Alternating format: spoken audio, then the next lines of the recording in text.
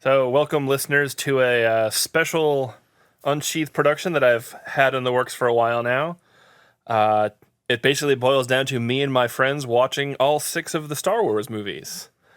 We're starting today with Star Wars Episode 4, A New Hope, a.k.a. Star Wars, a.k.a. the original. But mainly joining me here is my roommate Kohai. Hello? He's a tiger. I am. Growl. But yeah, I always thought that this would be a fun little experiment because people seem to like when I go on tangents to talk about Star Wars at panels and during the podcast, I'm like, you know what? Why don't I just do a thing where I actually just do Star Wars? So the way that this works is we're going to be watching the movie and we're going to have it so you can sync it up so you can watch along at home. Is that how that's working? Because I thought when you said you were going to do Star Wars that it was just going to be you standing up and doing all the parts for 3 movies. Don't tempt him. You know, I wonder what my percent accuracy rate would be if I did that. That's actually an interesting. Wow, I bet I could clear 50%. Mm-hmm. It'd be like DDR, It would be but tough audio. to do. It would be tough to do on expert mode. Yes, it would. But I bet you could do it on hard mode and at least pass. What have we here? You old pirate. You old pirate. Man, I'd do it just to do Lando, and then I think a lot of people would be offended. The expert mode problem would really come up with Greedo, where you have to do the entire thing in Huttese. Oh yeah, which is isn't it based off of Quechua or something? I'm not sure. Yeah. Utaguta sala. Sompitale. Oh, see, I at least know some of it, which Yeah. just proves how sad I am. as a- Grita Crisco. Okay, at Yes, least I'm I'll not the bet you only have. one. Yeah. So that's what you can look forward to as you listen to this. We might have a few other guest folks popping in and out at various times in the conversation. But the way that we're going to have you do this is if you want to start up your DVD or your digital copy of Star Wars Episode 4, A New Hope, right after the words "a long time ago in a galaxy far, far away" disappear from your screen, cue the recording back up, and then we should be talking along with the movie. And what version should they be watching? So we're watching the 1994 DVD box set version. The 2004 one? Did I say 1994? Wow. You did indeed. So we were at Russian River Brewing for lunch today, and it was really good. I really highly recommend everyone go. Pliny the Elder, some of their sour beers. It is wonderful. So we're watching on. the 2004. Wow, 1994 is before the special editions even came out. You said 94. Yeah, no, they came out in 97. Yeah. But anyway, so there are lots of different versions of the movies. Some of you might have the Blu-rays. I don't think that would cause an appreciable difference. We're not going to be timing to dialogue or anything, although for some scenes we certainly might just out of reflex. Mm-hmm. But yeah, so sit back, enjoy, and hopefully this isn't going to be as amusing for you as it is for us. And this is Bug Hopper. I'm engineering this session, and since Cam Hirosaki forgot to tell you when to pause the recording, I'm going to tell you now. Pause your recording now. You know, I would love to be able to say that I remember where I was when I first saw this in theaters, but I actually wasn't even alive when this movie came out. Oh. Yeah.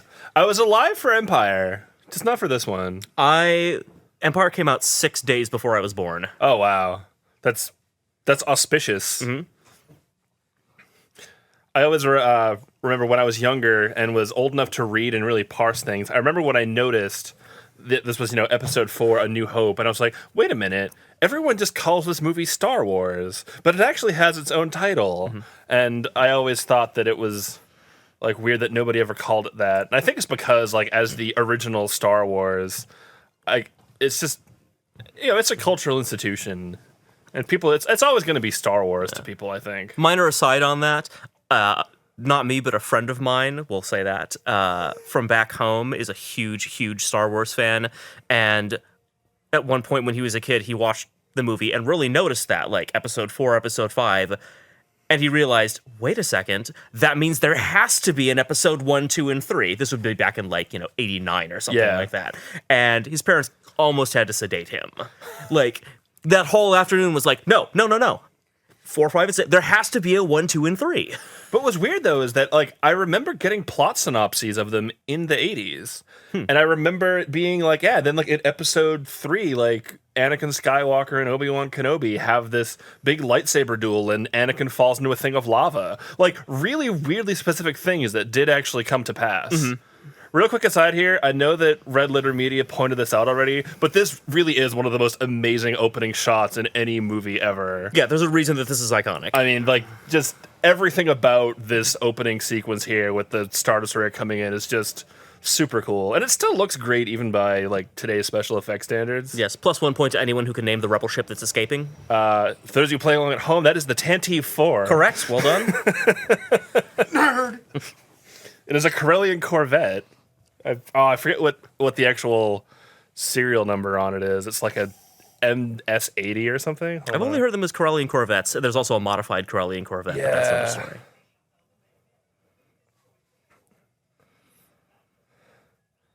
This is... No, I'm not doing it. I got halfway through that line, and I'm like, no, can't.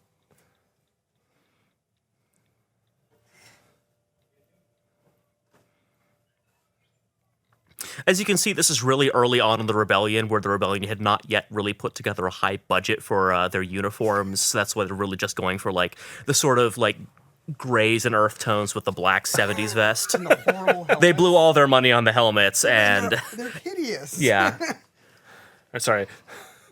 It is a CR-90 Corellian Corvette.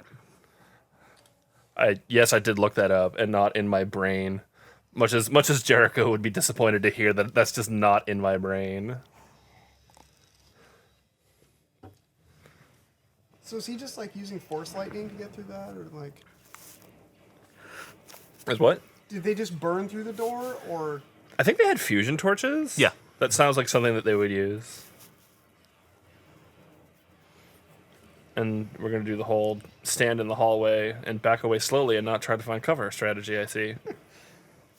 I do love these movies, but I don't think that they're flawless. Although... actually, one of the things that had occurred to me in thinking about these movies in preparation for the showing today, the Star Wars movies are actually a great depiction of movies that succeed in spite of their flaws. Like, if we really wanted to, I could sit down for episodes 4, 5, and 6 and really pick out all of the plot inconsistencies, you know, the little weird things that are never properly explained, but it wouldn't detract from the film, the same of which could not quite be said for, say, for a recent example, Prometheus. Yeah. Like, Prometheus just has an endless list of strange things and inconsistencies, but we're not here to talk about that. But to get back to the film, Star Wars is a great example of flawed vessels that still perform, you know, beyond admirably. I think you just described Anakin Skywalker. Oh. R2-D2 has found a cigarette. I don't know if anyone else remembers those PSAs. A couple of people in the room clearly have, because I'm seeing chuckles, which is good. I know that we don't have lungs, but it's very bad for them, and it's very bad for your heart. So please, don't smoke.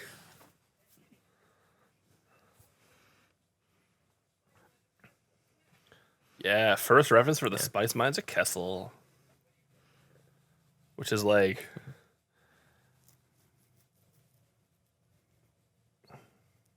I've always liked this track right here, by the way. Huh? oh, the whole soundtrack's good. Oh, yeah. And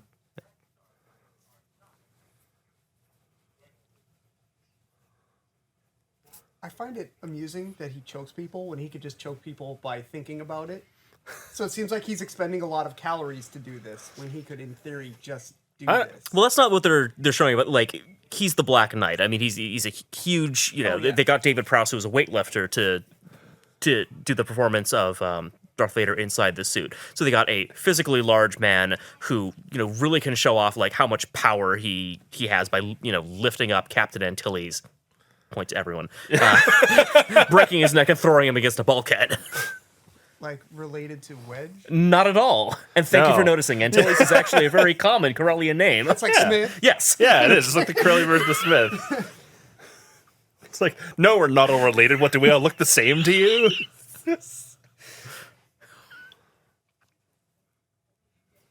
I am amused, like, when you realize that, like, you know, like, Kenny Baker is actually inside that R2-D2 chassis, like, the whole time. Yeah.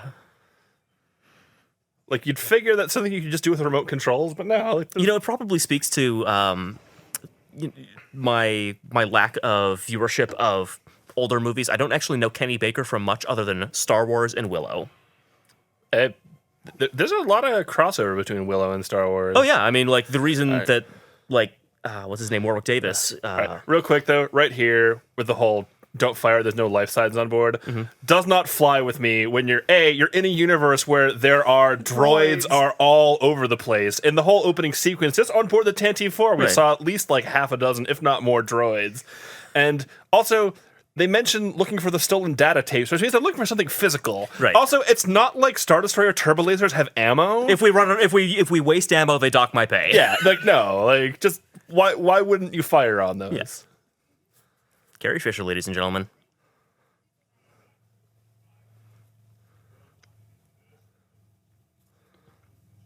By the way, if anyone hasn't seen her one-woman show, Wishful Drinking, pause the recording now and go watch it, and then come back and you can watch the rest of the Star Wars movies. Or you can download the audiobook, or I actually saw her perform that live in Berkeley. Oh, it was amazing.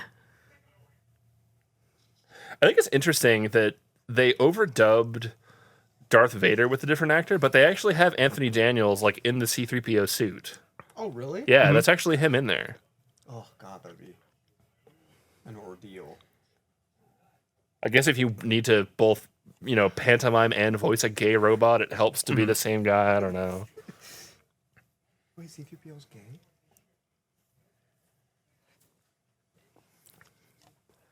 He's too-spirited, and it's really offensive for you to not use the correct term. I've always loved the Empire's Jolly Rancher, like, insignias for rank. Yeah. Like, you have 3 blue raspberry and 2 cherry. Little, like, when it actually gets to Return of the Jedi, like, their prop department actually, like, messed up on those. Because apparently, like, you can actually decode the insignias. But, Moff Jerjerrod, who is the person who greets the Emperor on the Death Star 2 at the beginning of Return of the Jedi, he like doesn't have the right Moff insignia apparently, and it's like one of those things where like unless you're a bigger nerd even than me, you would never notice that.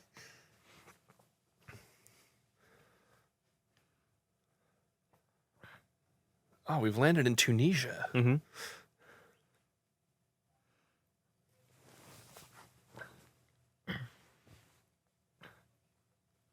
I think it's actually like a pretty good, thing of writing here, where you only need to hear what C-3PO is saying to be able to follow the conversation. Also, I love how they totally get across the fact that like R2-D2 is kind of a mouthy jerk. Mm-hmm. I love when he kicks him. Like, it's just so amazing. It was more symbolic than... Yeah. I also always love C-3PO's odd-colored leg. Oh, that's right. Yeah. So it's a neat little design choice. I think that may have been an accidental design choice. When the first time he put the costume on, one of the legs broke and accidentally stabbed him in the foot. Oh, wow, really? So I'm not certain, but it's possible that the sort of off-color leg may be because they had to rebuild the leg and kind of repaint it. And just couldn't get a perfect match because Tunisia. I think that's, cool, though, that it's like, oh, no, he was built with whatever. Yeah, and it fits into the fact that this is a lived-in universe where, like, there's a lot of high technology, but it's been around for a long, long time, and it doesn't always have, like, a super shiny, pristine look to it. Unlike everything Apple's ever made. Oh. Look out, world! Here comes Crate Dragon! Long distance fist bump. Yep. Boosh.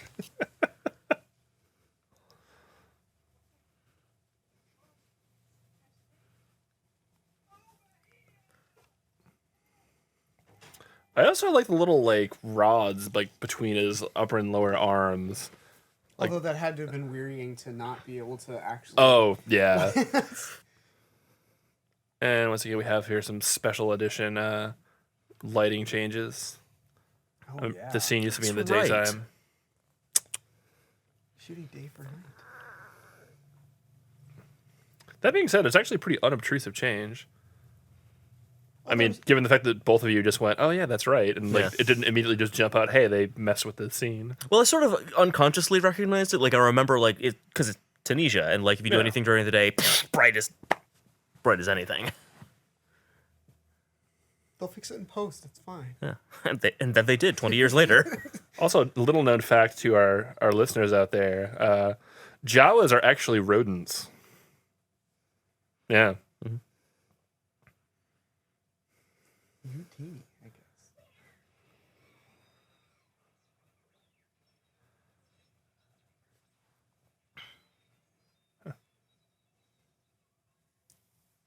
That's one of my favorite bits of sound effects in the entire Star Wars saga is that like clunk. It's not even viscerally satisfying. Like excellent Foley Still don't there. understand. I know they did it for comedic effect. Why did he fall over? He righted himself to an upright position and shut off. What propelled him to fall over?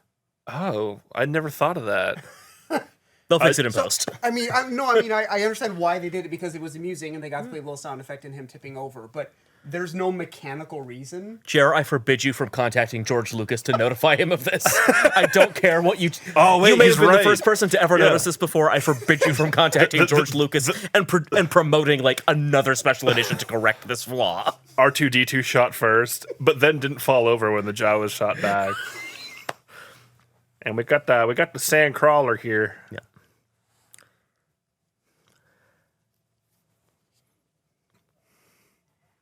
Because look, perfectly capable of standing. Yeah. Powered off. You just ruined the scene for me, man. That's what I'm here for. And after I was just saying how much I loved it. This is why I don't have my own mic, because I'm just going to ruin the fun of everyone else. You're enough on the mic that... Oh, no, I know I am. No, yeah. I'm within 5 feet of it. So, KM, how long do you think it would take non-nerds to figure out that the restraining bolt actually does what it does? Wow. Like, I've watched these films a million times. I probably have not seen a movie series more often than this one. So I know what, a restraining bolt is and what it does. If a non-nerd audience member saw it, what would they think? I think you need to watch it about like 3 or 4 times to the point where you know the story well enough and you're just sort of watching the details. And it's really only in the scene where Luke is prying it off that really comes across what it's for. Yeah, Also, and everyone in, loves the Gonk droid. I just want to say that. I had the Gonk droid action figure. Yeah, I did as Gonk, well. gonk, gonk, gonk. Like this entire 45-second sequence is basically like how many like action figures can we cram into visuals?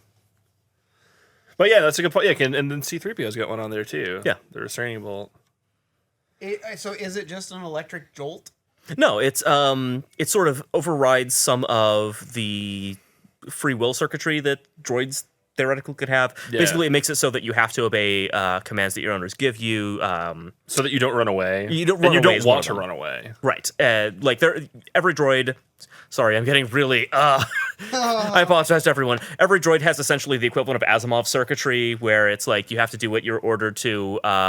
You cannot, cause violence against others, nor through inaction allow violence to be caused. Sort of something like that. Unless you're a 4th degree droid. Right, Like like, there are they're- 5 degrees of droids, but ladies and gentlemen. Yes, and they have nothing to do with each other. Like No. it's not like first degree leads to second degree. It's just like random arbitrary. And I'm again. sorry, I Yes. have to mention dewbacks. Really? Did we need to animate the dewbacks? No, I don't think we did. And also the line was like, "Looks are droids." It's like, really? That's the take you went with? That's always been like, even since I was a little kid, I was like, really? Like, how many times did you have him say that line? And that's the one that you like. You don't need to match lip flaps. He's in a helmet. Like,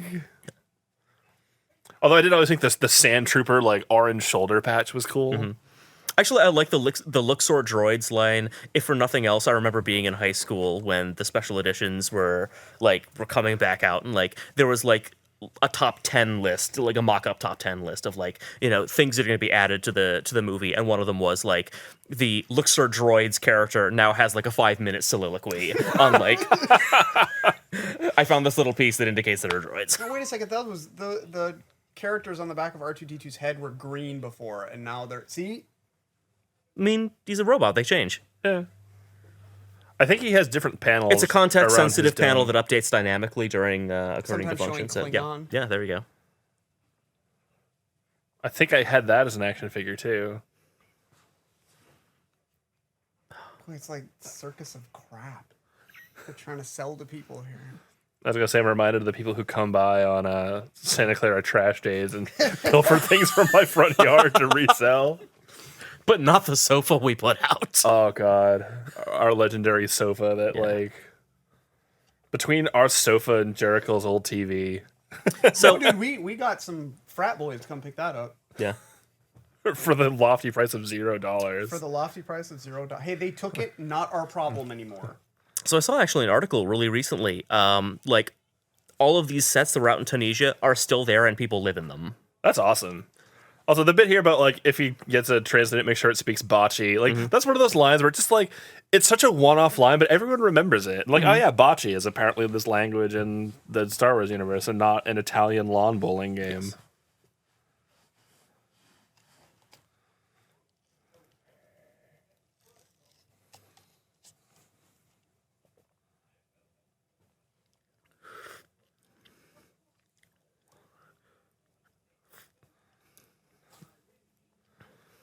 The binary labs with Mondo Viper. Skippy the Force sensitive droid standing there next to R2. That's right.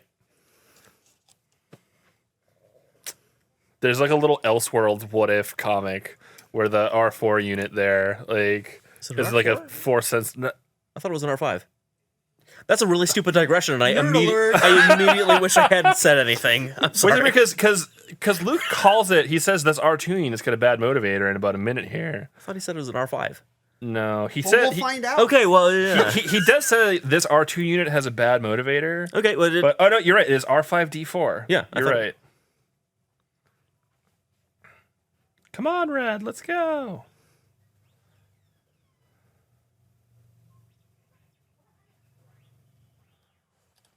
See, restraining bolt. yes. Well, but the one thing that I'm confused about, I just love that it doesn't just fail; it fails like catastrophically. But the thing about the restraining bolt is, at one point, like C-3PO is sort of hiding, and he presses the button, and he goes, "Whoa!" And so that leads me to believe it's not just a override. Well, they may have remote control with, Yeah. horrifying Zap jolt, and- stop, pause, fast forward. Horrifying jolt.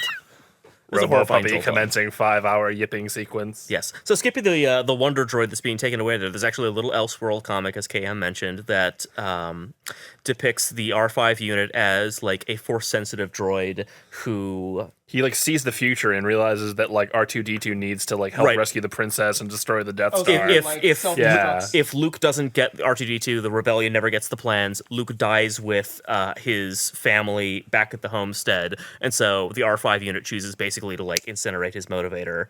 Does he have an and, like, Imperial shuttle toy? It's not an Imperial shuttle. It's a T-15 like Skyhopper or something. I'm sorry to those of us that aren't huge nerds. It looks Later like in the an movie, he Imperial says I used to shuttle. bullseye womp rats in my. Oh, is it T-17? God, I'm such a bad nerd. Yeah, don't correct me if you don't actually know the answer. I do know the answer. Hey KM, a rough estimate on a scale of 1 to 10. How uncomfortable do you think it was for Anthony Daniels to get the pseudo oil bath that C-3PO is now enjoying? That is interesting. That I guess like a 7. Like, look at that. Yeah. Oh yeah, that's a good point. And you know what? You know that was not a warmed bath of whatever it was.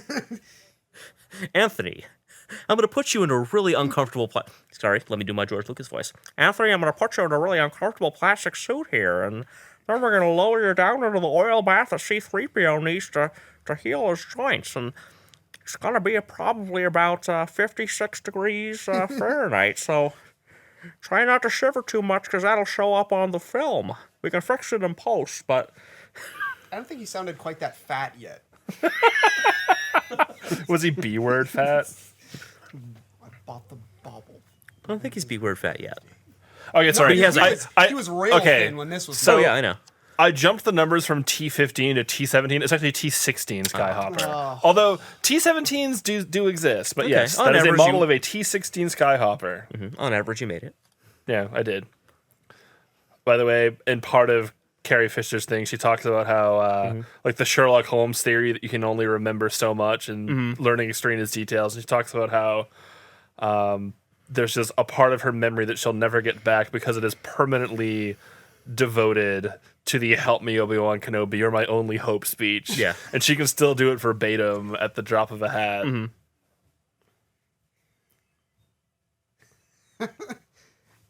I still love the video you showed me at the. Yes. I don't remember what it's called, but there's a great video. You have to have seen Kill Bill for it to really make sense. Yeah. Sort of. Basically, it's at the last scene of Return of the Jedi, and, Han, Leia says something to the effect of, like, Luke's still alive because the Death Star's just blown up. Spoiler, everyone, sorry about that. Luke's still alive, like, I can feel it, I sense it, and Han is kind of like, he figures, like, oh, like, Leia's made her choice and it's him. And he kind of does, like, the, oh, I won't get in the way. when he comes back, I won't get in your way. And she's like, it's not like that, he's my brother. And then she kisses Han, and he has kind of like a incredibly confused, shocked look over her shoulder in the camera, and it plays the Kill Bill music of like the horrifying flashbacks, like whatever the bride sees, like everyone she loved ever executed, Of them. and then it flashes back to Luke and Leia making out in episode 5, and then flashes back to his horrified expression. Yeah, if I can, it's perfectly done. I will need to find a link and put it in like the show notes so that people can find it, because it is one of the funniest things I've ever seen. I also really like that R2-D2, like, he really is a dick if you think about it. Like, his whole thing here is just like, I'm gonna show this farm boy, like, 5 seconds of looped footage of, like, the princess, just enough to get him to Interested. do what I want, and then I'm gonna run off and leave him, like, Oh, to drink blue I could milk here. totally show you more if you just took off my restraining bolt. oh, man, sure. Cam, what is blue milk? It's made from banthas. Oh. Yeah.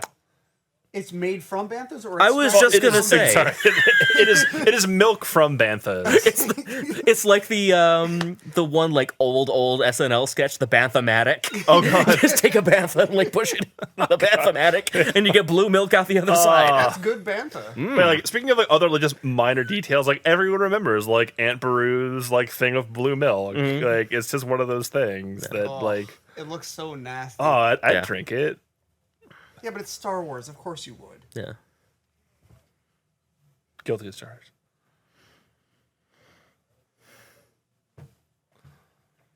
I really like Uncle Owen and Aunt Beru. Well, they're doing what they need to do. Yeah, like I mean, they're totally- these are little bit parts that are very memorable and like both very competently acted. Like the Red Letter Media thing about the pick a character and like describe their characters. Like Uncle Owen and Aunt Beru from like this is pretty much the last scene we see them before they die and like get incinerated by the spoilers. Empire. Spoilers, sorry about that. Spoiler: they burn alive and, And, like, die I could- horribly. Just seeing Uncle Owen, it's like he's, not exactly the most nurturing dad. Like, not the most caring guy, like trying to watch out for Luke, but is very much a like concerned about the family business, concerned about the family's interest kind of thing, and Luke's desire to run off on some crazy adventure doesn't really concern him. And, Aunt Beru here is like, you have to let him go. Most of his friends have already left. Like, she's very much like the much more like comforting, nurturing mother. Like, just from this little scene, it's so well done. Unlike everything that happened in episodes 1 through 3. I like to imagine that after this cuts away here, like that's what I'm afraid of. Like I imagine the rest of the conversation is like, do you remember when we met Anakin? He was a dick. He like brought a body They home. didn't do anything to ruin this, did they? In the Blu-ray, they removed the mountain in the next scene where they show it. Like they right here when they cut to the suns. Yeah, like there's like a mountain that you can like in the. I guess you can't really see it, but yeah, they mucked with it a little bit. Yeah. Or maybe they added a mountain? I thought they removed They probably it. added a mountain. That sounds like they don't remove much of anything in the movies. They only ruin things by adding them. Oh, they removed Sebastian Shaw's eyebrows in episode 6. Right here. What are you doing hiding back there?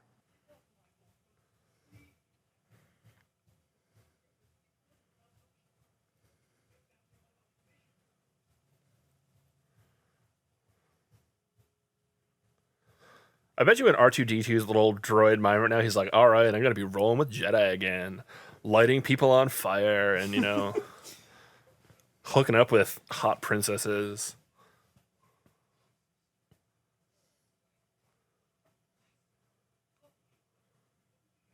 What the hell is that?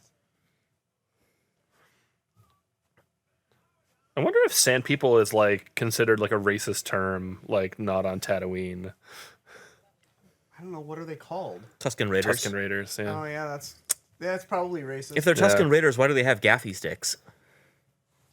Because that's just what they're called. It's like I know, but like, why are they called Tusken Raiders? that's just I think they're of the Tusken race. Like Oh. I think that's what they are. They're a near human species, I believe. Mhm. I love this little like Cuisinart thing Aunt Beru has. Yeah, no, it's the Banthamatic. Those are chunks of raw bantha. Yeah. that she's making blue I milk think it's from. like Bantha muscle is space bok choy. And sweet, please, space Mm-hmm. leaks. Space leaks. For what it's worth, if anyone wants to go to Tunisia, apparently the Owen and Lars homestead is now a hotel. Oh wow. The little pre-digital editing trick there. The wheels under the airspeeder were originally rubbed up from the film using Vaseline. Yep. Yep. Yeah. See, don't you want to just milk that thing and drink the blue secretions that come out of it? Oh, Yeah, not you know you so do. much. It has such a big face. Ugh. It escaped from the dark crystal somewhere. It's one of the Mystic's evil stepchildren. It really does look like that. I mean,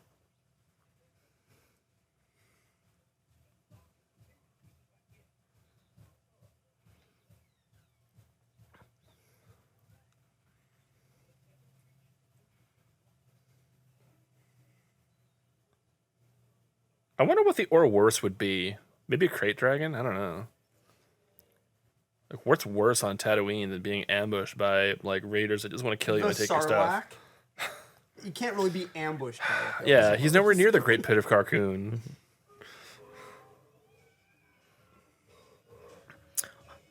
so I actually have very few memories of the first time I watched Star Wars. Like, it was so long ago, and I've seen it so many times that like whatever my first impressions were, I think have just been lost to antiquity. But I remember having that scene scare the crap out of me. Dude, he's like looking through his binoculars, and all of a sudden there's one in his face. I know, like swinging it's its suddenly there. stick It's like, at him. like.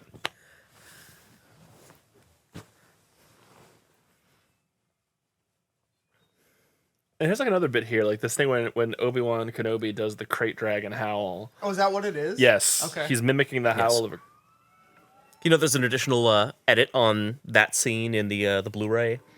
They've CGI'd in a couple of boulders in front of R2, sort of, I guess, on the idea that... Oh, he's actually right. hiding? Yeah, so that's like, it sort of conceals him. However, it also changes the internal logic of the scene of, if the boulders are there, then how the hell did R2 get back there? Because it's not like he's Yeah, all that... super ambulatory. Right, exactly. As we've seen, he gets shot with one ion rifle and he falls right the hell over.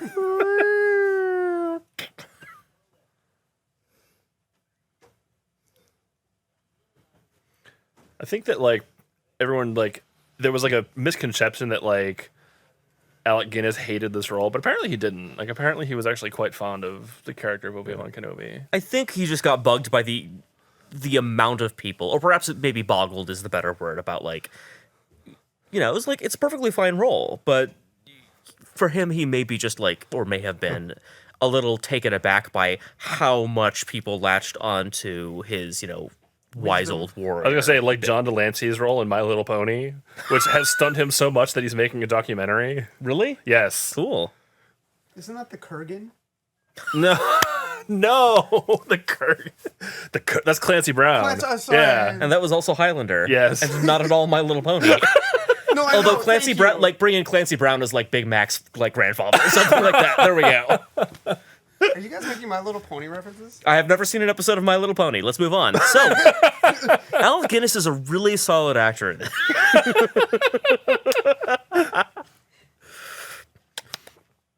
A lot of people also like. I remember when they complained when they showed Ewan McGregor in the prequels, and they're like, "Man, but like the amount of time passed doesn't account for Obi-Wan Kenobi being such an old man." But actually, like Alec Guinness's age, like when he recorded this, like he was in his 50s, I think.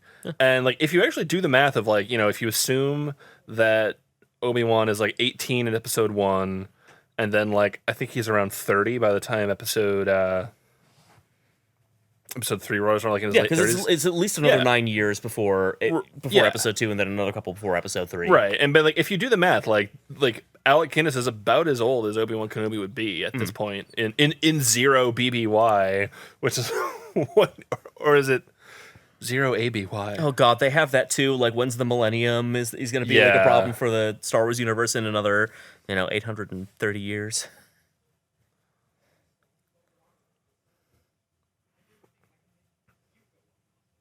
I don't think I can make it. Like, you're a robot. We can Such just a turn you mark. off and He's a take you. droid, sir. Yeah, I mean, well, yeah, but like, you can't die. You're a machine. Like, we'll just rebuild you. Come on.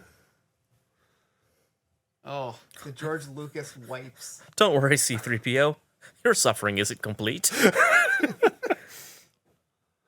Actually, a lot of the George Lucas wipes, I don't think that he ripped off Hidden Fortress, as is occasionally accused of, but a lot of sort of the filmmaking tropes and some of the elements from that one, he certainly did sort of import to A New Hope.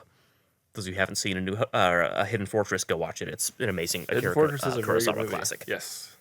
Really, anything by Kurosawa. It's got the best spear-on-spear duel ever committed to film.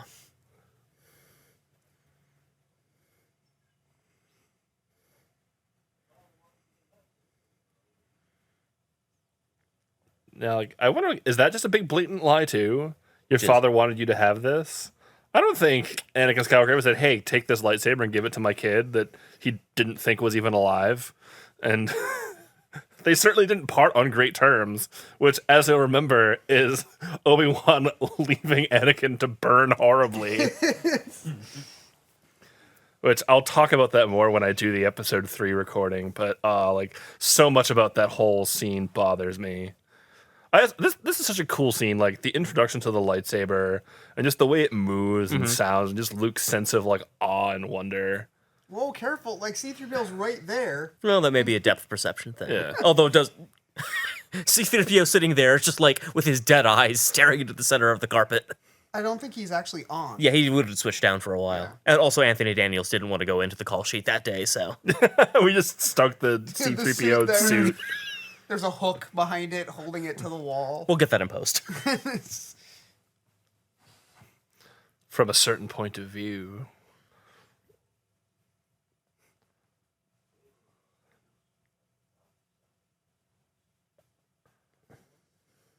I still want to see the Tinker Tailor Soldier Spy that he's in. That actually just came in No, that's the Gary Oldman version. Oh, right, I haven't right, seen right, the He was other in the original TV series. Oh, was he? When it was a young Alec Guinness. Oh, I thought you were talking about Mark Hamill. No. He's too busy voice acting to do anything on He's camera too busy anymore. doing awesome voice acting. No, I know. Yes. Yeah, I'm just saying.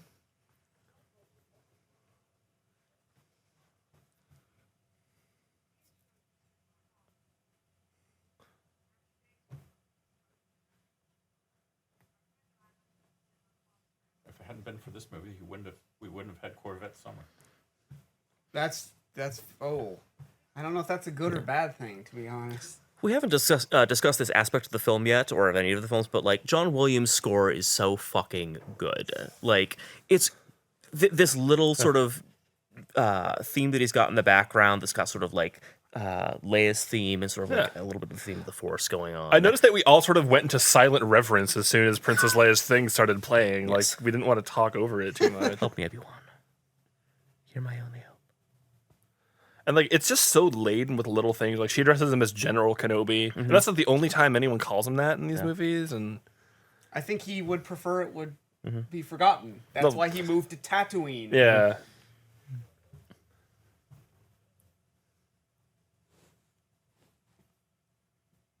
Oh, did he just say I'm getting too old for this shit? he's just a day away from retirement. Oh, and then look, he dies. Spoiler. Man, now I want like Alec Guinness, like as Obi-Wan Kenobi, like and Murtaugh, like hanging out together.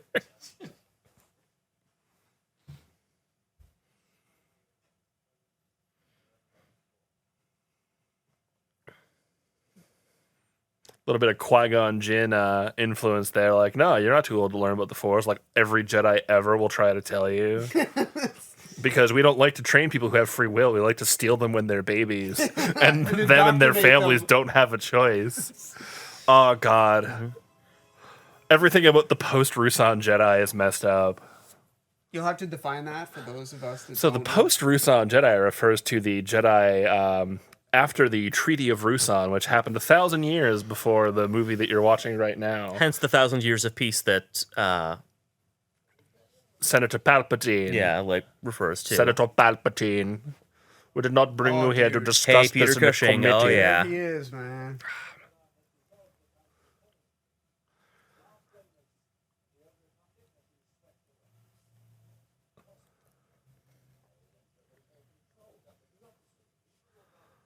Dude, look how many Jolly Ranchers he has. Yeah. He's all He's things. Grand Moff. Was he the first of the Grand Moffs? He might have been. I think there's only like 3 or like 5. There aren't that There were many. there were like 5. There was a couple. There was like him. There was, of course, blue guy. Was he a Grand Moff? Yeah, Grand yeah, Admiral Thrawn? yeah. Grand Admiral Thrawn. Like He's he was- Grand Admiral. oh, excuse me, the Grand Admiral. Excuse me, there weren't. Sorry, Yeah. getting that wrong. No, there were a couple of Grand Moffs that were kicking around. I know he's the But not Grand many. Moff. Tarkin is the Grand Moff of the Outer Rim territories. So Yeah. what are the things on either side of their insignia? So Admiral a Mahdi pen? here, the guy's like the sad devotion. This guy is talking now. There was a steakhouse I went to at MFF one year, and he actually had a signed picture. Like they had like a bunch of like local news and like B-list celebrities. And he was one of them. And he was one of them. He had like it's like a picture of him, like his like glamour shot with the Death Star in the background. Nice. And he signed it as like the best steak I've had since the Death Star got destroyed. Or oh no, it was too bad they didn't have steak that's good on the Death Star. I was confusing that Escape from New York Pizza up in Castor Street in San Francisco. They had a signed picture from Carrie Fisher from like 1979. It says like Escape from New York Pizza, the best pizza I've had since my planet was destroyed. Nice. And I do love that, like, Vader. So, is it that in these movies, are they sort of orthogonal to the whole Empire power structure? Like, secretly? Because he's not the head of command. The Grand Moff is. You're latching onto something that people don't tend not to call attention to all that much. In this episode, Vader is like basically Grand Moff Tarkin's Attack dog. Yeah, right. He's a pilot for the ship he attacks with the stormtroopers, but he's certainly not in command. It's not really until episode 5 where like he is basically in command of the executor. I mean, he's got Admiral Ozzel for a little while before he replaces him with Admiral Piet. But like he's clearly in command and like the big swing and dick of the Empire by that point. But for whatever reason in this episode, like he's portrayed as sort of like He's like the Emperor's boogeyman. Right. But he's definitely Grand Moff Tarkin's bitch. Right, Like he has to do whatever Grand Moff Tarkin tells Like, him. release him. He's like, fine. Yeah. I won't force choke this guy to death. Again, when I was younger, like this here, like one of the most Disturbs me. horrifying, disturbing Oh, yeah, things to dude. see. I was thinking that, like, oh my god, like, I'm sure it didn't occur to me as a kid because kids are, basically sociopaths, but, like, watching, Uncle Owen and Aunt Beru, like, they've just been incinerated, like, the flesh stripped off their blackened bodies. It's like we just saw her making lunch or breakfast, Right, like like, with her and they're little little, like- banthematic. Yeah.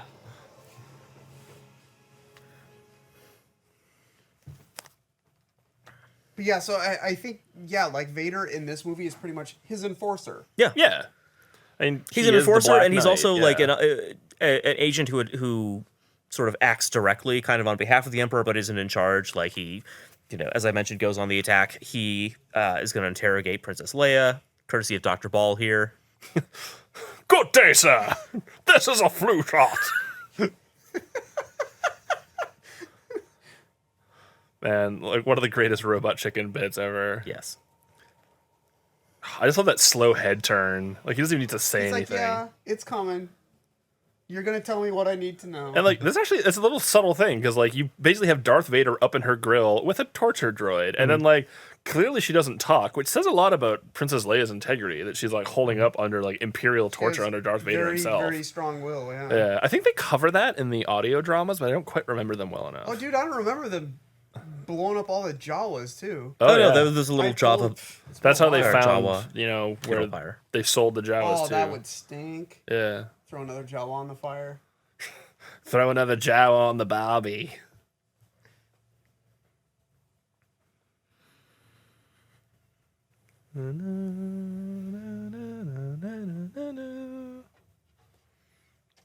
I shouldn't hum along with the music too much because if like somebody's recording was like half second off, it's going to be super jarring. Another bit. British comedian Peter Serafinowicz has a great overdub of this line here.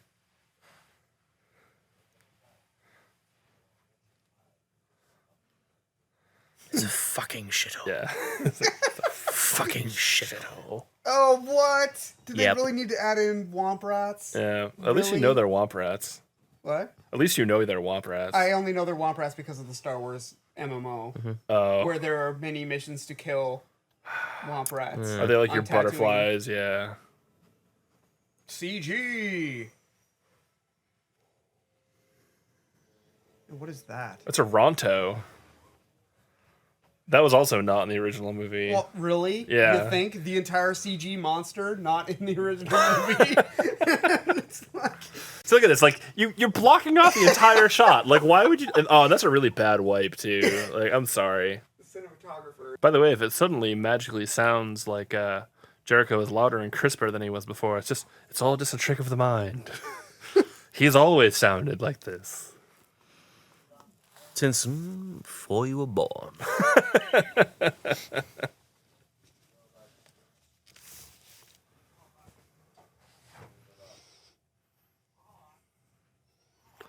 Baby, it is 150 degrees in this thing. So there's a podcast I listen to that has we need to see your identification. Then they spliced in Luke going, no! And then he says, we don't need to see your identification. Nice.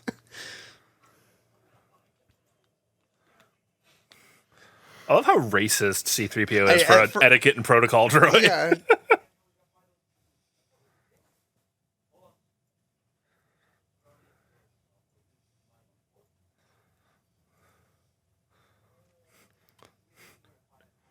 See, stormtroopers have a really low will defense, so you don't need to roll that high and use the force Oh check my to get God. mind trick off on them. How meta.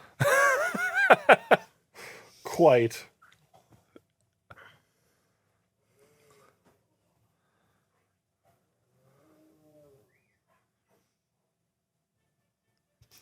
They kind of tender and flaky.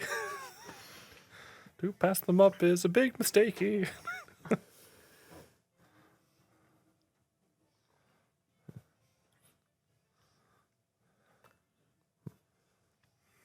That's one thing I need to comment to the Order 66 people.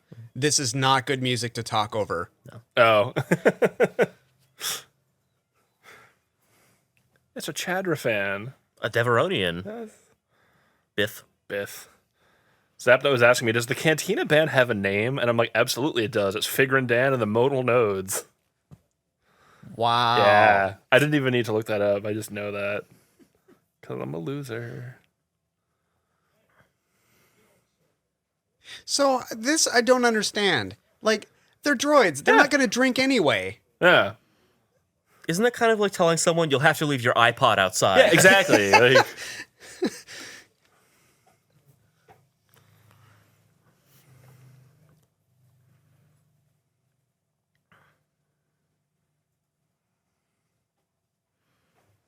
man, customer service is not a priority at Chalman's Cantina.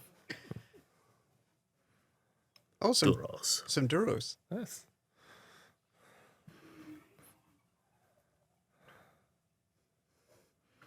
Hey, Buck, it's probably an awkward time to ask, but can I write up one of those guys to be part of the FBA? No, because it's a copyrighted race. Aw. And Kohai killed their sound guy.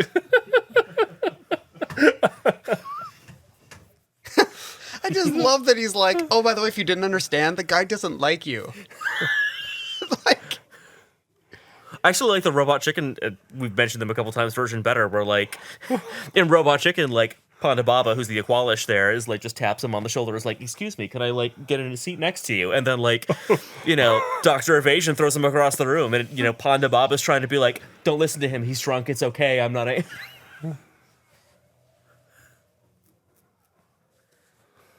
believe they've also CGI'd the blood out there in the Blu-ray. Oh Jesus! I love the barband just immediately starts back up. Yeah, it's just like, well, I mean, it's actually very telling on what sort of place Mos Eisley is. Like, oh, Holmes just got his arm hacked off in a bar fight. It's a wretched hive of scum and villainy. Yeah, And that guy's got the hookah. yeah. Dude, the space hookah always looked super cool. Oh, what up, CGI Stormtrooper on a CGI D-bag? Oh, man. Dun, dun, dun, dun, dun, dun, dun. That guy's playing the radiator, just no one has told him yet. I noticed he was playing like a grill top from an old timey stove.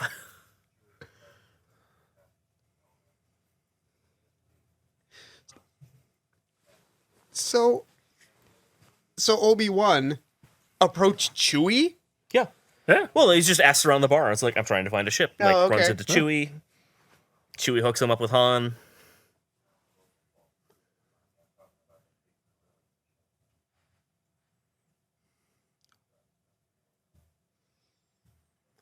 So everyone likes to like knock the whole like, oh, she made the Kessel Run in 12 parsecs line that Han has there, and like there is kind of a BS retcon of what he means by that. But like apparently like in like the original script notes, like the stage directions are basically like it's basically Han just trying to dump a bunch of BS to sound important.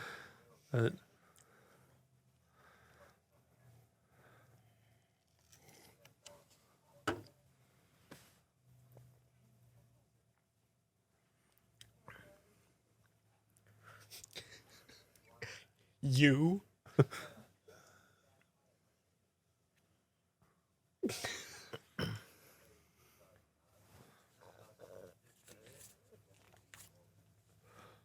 $17, huh?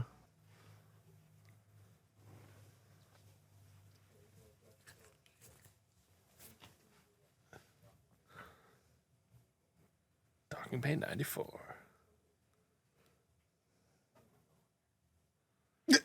Dude, the bartender just totally just dimed him No. out immediately. Oh yeah, those jackholes? Yeah, right in the back. Hey, he knows what side of his bread is buttered. It was just like, we're looking for those two obvious PC types. You seen them around? Cheese it, it's the fuzz.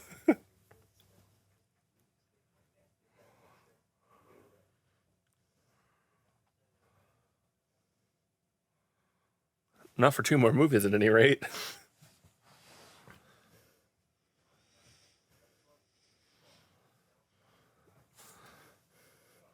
So other than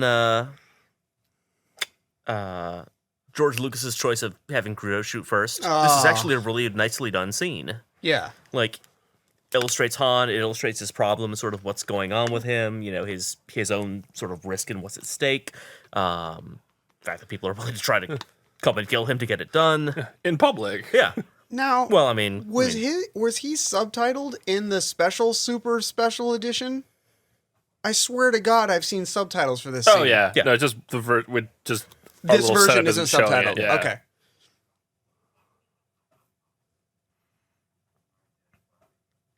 that's the idea. Yeah.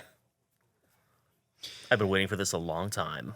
And dude, I absolutely See, at least then they shot simultaneously, but it still proves that like, wow, Greedo must be the worst bounty hunter in the Yeah. world if he can't shoot a target that's literally 2 feet away from him. have you seen the version where there's like 17 shots fired? Oh yeah, like Han like ducks his head like a foot to the side.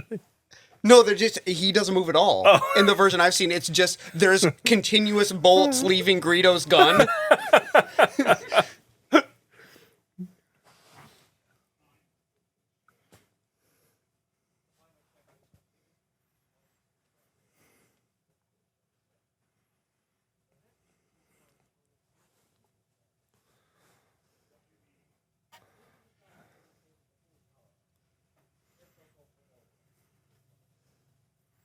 Dude, he's a jerk. Yeah. Like, oh man, we're gonna try this thing out on Alderaan. Let's do it. CG robot. What? Where's the logic in that? Wow, you're the worst couldn't- investigation team ever. They couldn't possibly be behind a locked door. Well, doors don't lock from the inside, so they can't be in there.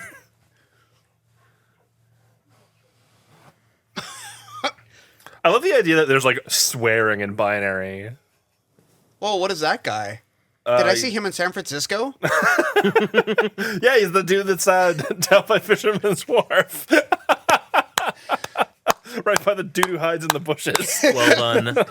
It totally looked like him. It totally he spray does. painted himself. You're right. I like the hat. Oh, it's Trumpy.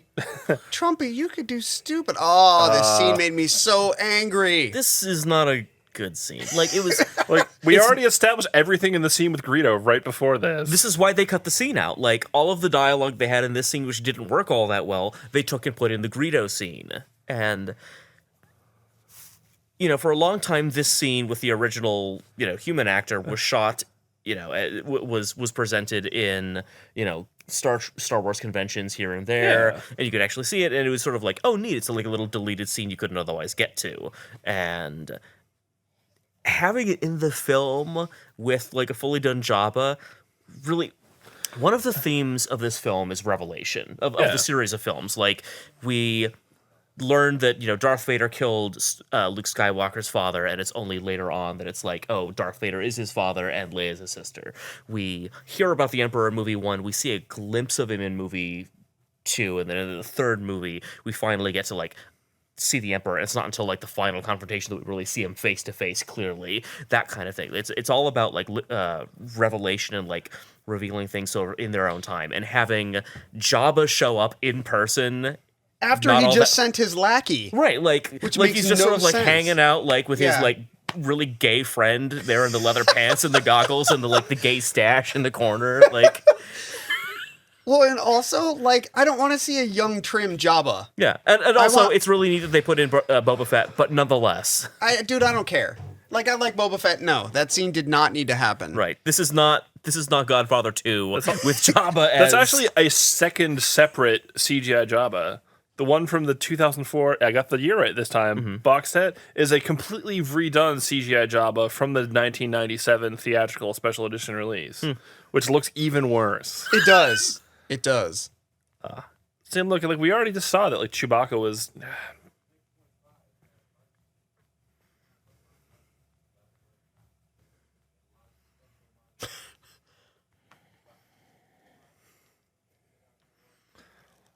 Harrison Ford's delivery, like in that little quick scene, is so good.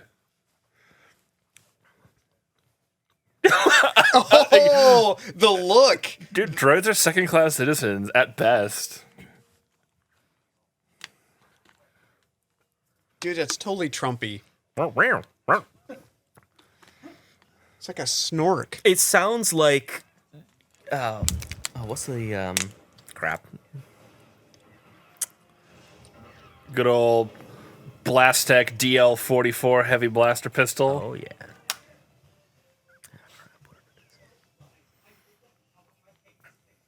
Why? Why does he hate... It's not like he can get sick. I think he's just afraid that he's gonna... No, because he can't die. He can survive in a vacuum. He has nothing to be afraid of. He just had to be Queenie, I guess.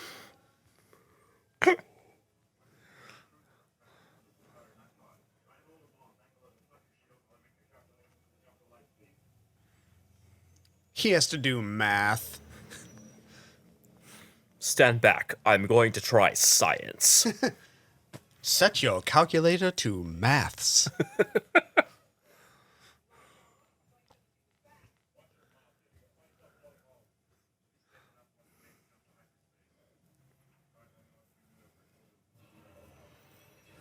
I said across her nose, not up it.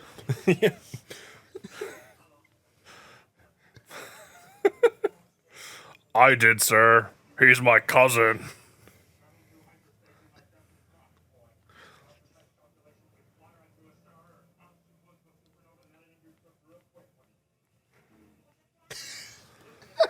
I thought you were saying you weren't that bad of a pilot, Luke. What's that flashing? Oh God, it's like my old roommate trying to like use my turn signal while I was driving. It's like, oh my God, get your hands out of the driver zone, for the love of all that is holy.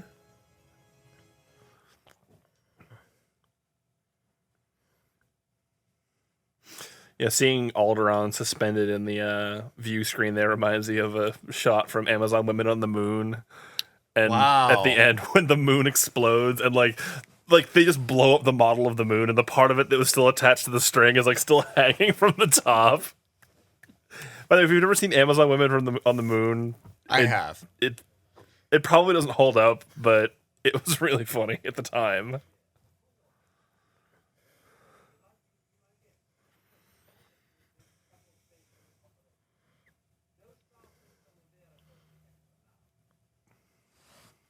Why do the gunners need helmets? Because they need to go. Pew. Releases a lot of radiation when that happens. You're getting like 100, 150 rads every time we do that. And like, I love how much of an unrepentant d-bag Grand Moff Tarkin is. Well, but it's his job. Like, No, the I Emperor know. says, you need to find this information. What do you think he's going to say if he goes back to the Emperor and says, sorry, she wouldn't talk? Well, like in the expanded universe. Oh my like, God. Like when the Death Star first comes online, Grand Moff Tarkin's in command. The very first thing he does to see if it's working is he blows up the people who built it, Nice. which was the prison world of despair and the horrors system.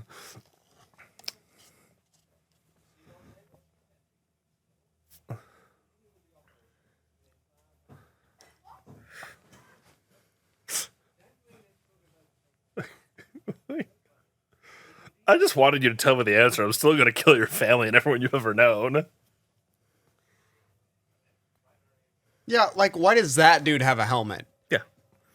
Maybe Like- it's like, you know, like when the executioner has like the black bag over his head so you don't see who it is. See, those guys need helmets. Yeah. And That they makes don't sense. have them. And with the everything's open better with faceplate. concussing shockwave. Oh, like, always. No, I just have a migraine. It's fine. Oh, I think that chowder I had back at Mos Eisley is not sitting right in my stomach. And then was silence.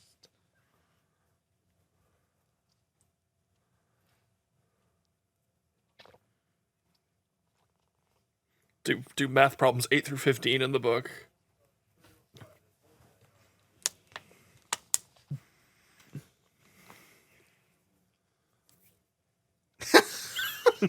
I just love that he's just a douchebag in this movie. Like, until the end. Yeah, but he's such a great character that way. Also, I love the game of Dejarik. I'm sure it makes no sense, but Except they also colorized it, yeah. which really was not needed.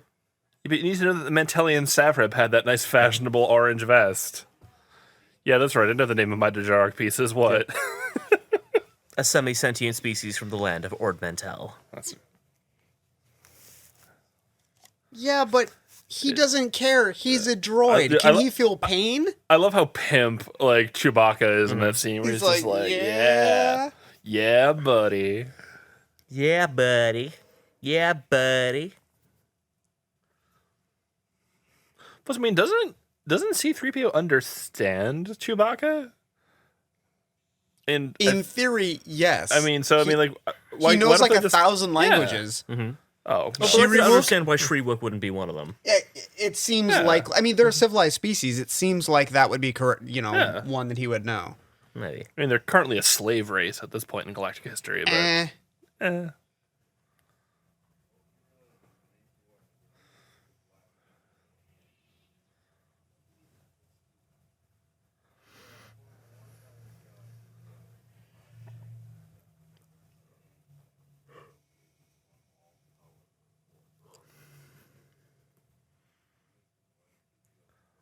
I love Obi-Wan's like, you stupid bitch. You ignorant ass.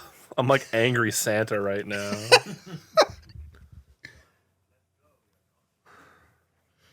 Again, Red Letter Media pointed this out, but like, this is totally obviously like just an impromptu exercise that Obi-Wan develops here to test Luke, and then so like, and now we have to go back and show it in the prequels. I'm like, oh, it's a thing they do with the kids. Oh, dude, that scene is so awkward. It's like, hey, let's get like the film team's kids in and throw them into in close proximity, Yeah, because lightsabers couldn't all within possibly hurt. easy saber range. Yeah.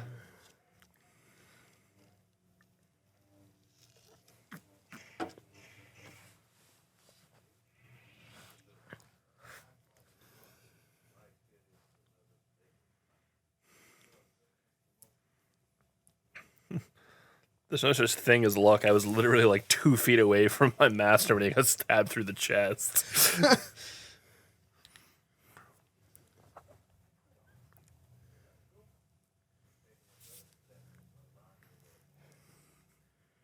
You ignorant hick. I mean, dude, they drew straws to give this news. Like, I don't want to go into that room with Darth Vader and Grand Moff Tarkin. Tarkanian? I mean,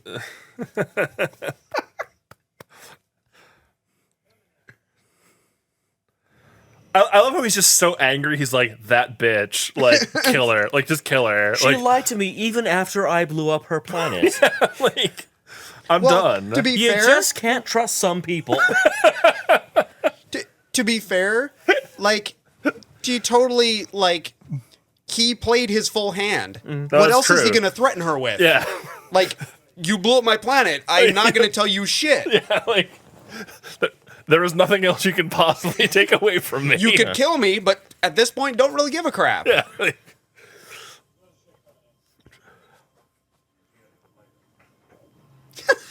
Well, that's a short range. He's like, wait a second, aren't you an old hermit? How the crap do you know this stuff?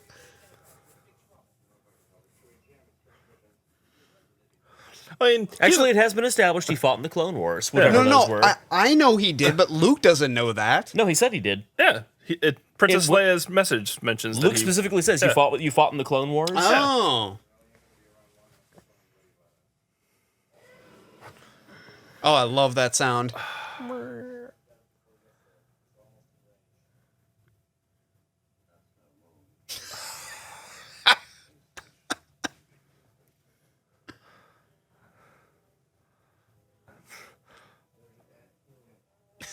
There we go. Line of the movie. line of the movies. I think it's in all 6, isn't it? I have a bad feeling about this. Is in I think in each movie, and also there's a no in each movie. Yes. Oh, the no! Yes. That's in this All one. 6 There's also movies have a no. Yeah. Culminating in the infamous Revenge of the Sith.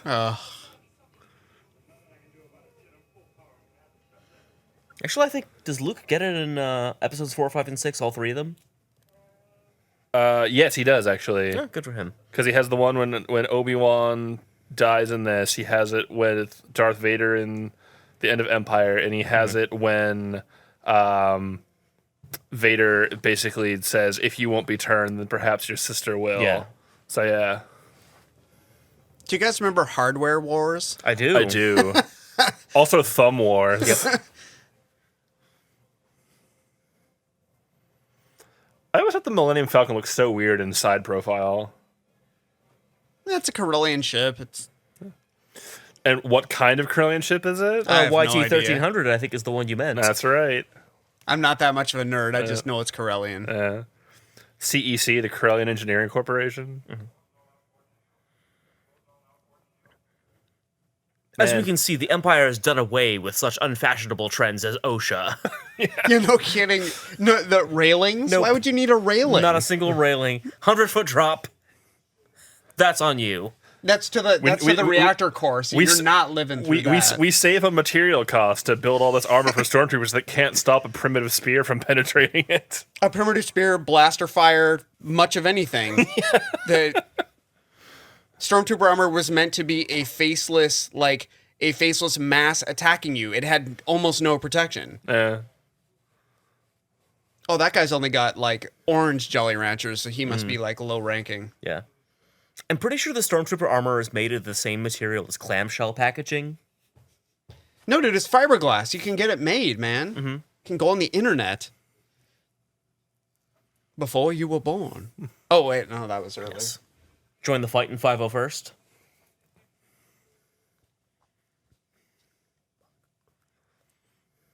That is a really awkward way to carry that weapon. Yeah. That looked like a heavy blaster pistol. It's a raffle. No, the first one? The guy who walked by? It's a, what, E11? Dude, they are the worst guards ever. Yeah, you need a scanning crew to find people who are 4 inches under the goddamn floor plates.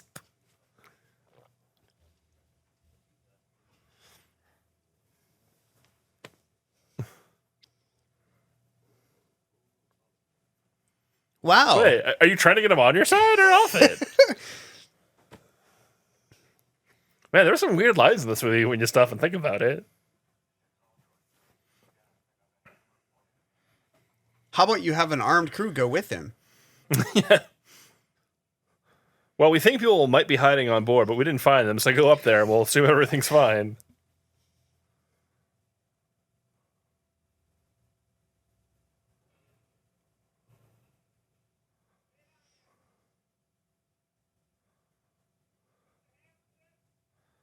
Yeah, we don't need to dial that in or anything. Dude, it'd be hilarious to have like, pow, whack. Oh, it's TK421. Yep.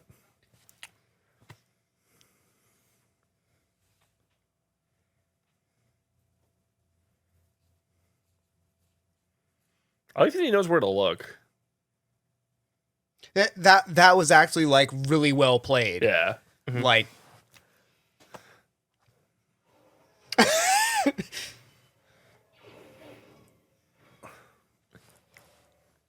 oh, one of the best lines coming up.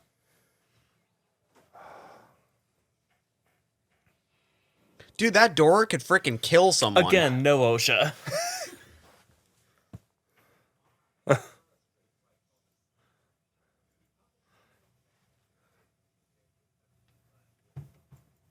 That seems like a pretty big security hole. Well, they have this one ratty astromech droid.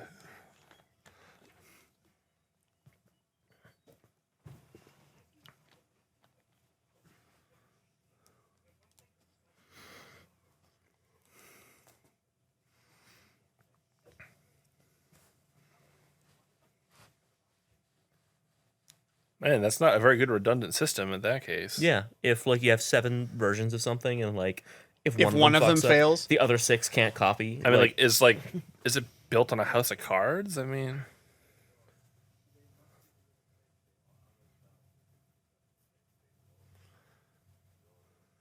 yeah. You could have gone with it. Who's the Jedi Knight here? Oh, that's right, me. Why don't you do what I tell you? I've survived this long. Classic. Look So out what was, for- did we back get up. to the line you were looking for? Ah, my nose! Ah! No, never be a teen model.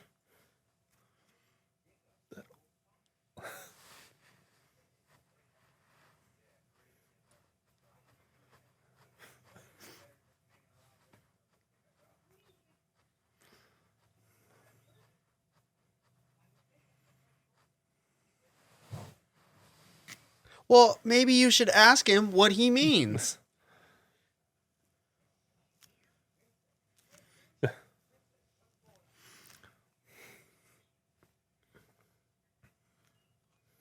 So R2 can understand common, just can't speak it? Yeah, basic. Or Common is D&D. Ever. Yes. You know what I meant. Actually, common is at least a less stupid name than basic. In fairness, like common, what is common? It's the common tongue. Like Yeah. it's the language that like all races share. In It's common. short Sort for of the trope. Galactic Basic Standard. I know, but that's a stupid language. Why would you name that? That's like saying what do you speak? I speak the basic language, basic English. I speak normal. Yeah. I speak regular. Yep. I speak jive. Ain't no thing. Yeah, scoundrel, baby. Yeah. Scoundrel. She's red.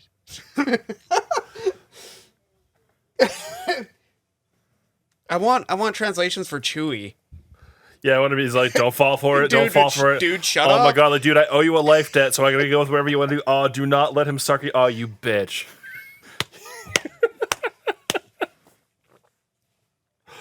Oh, I've had that hairball stuck in my throat for 3 whole movies. Now, where's that bitch who called me a walking carpet? Oh, hey, a little bit of reaction to binder cuffs.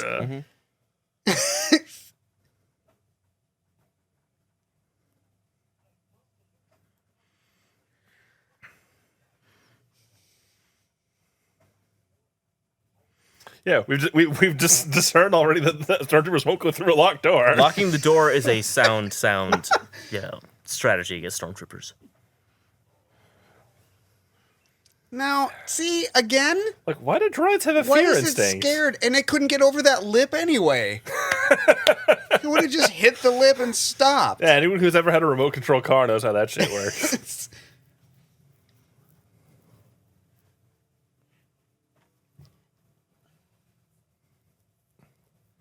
Hey, look, there's railings. Well, they have officers walking by. Of course, there's a railing. You don't want the important people to fall to their death. No, obviously not. Man, it's mullet central here on the Death Star. Well, it was the 1970s in space. Oh, man. The space 70s. Oh, You can those also tell helmets from are the helmets. so ugly. Oh god, they really are. Hey, yeah, we got a Wookiee. Yeah. We want to wait for the next one. Dude, yeah. Like,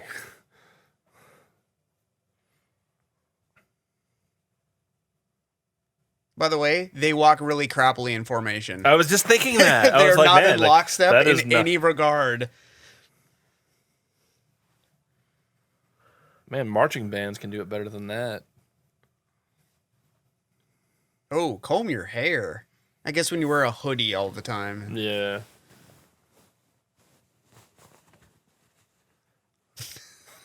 It's actually like a good exchange. I always forget that happens.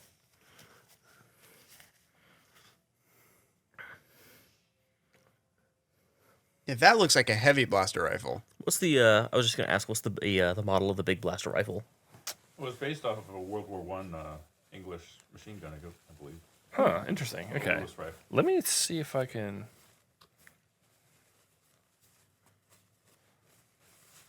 Dear Internet.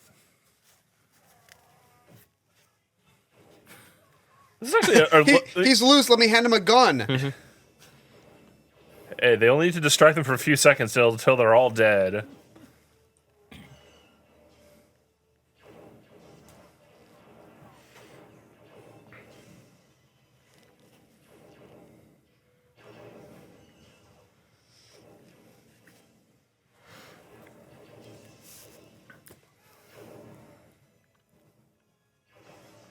So KM, since they both have to fight off guards and destroy all the security measures that are here, is this a mixed combat and skill challenge?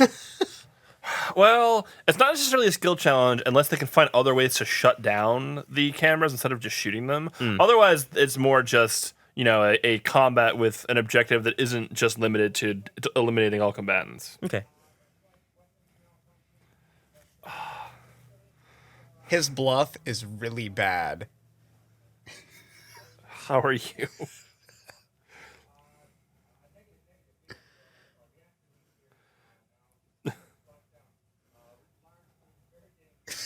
Largely. Man,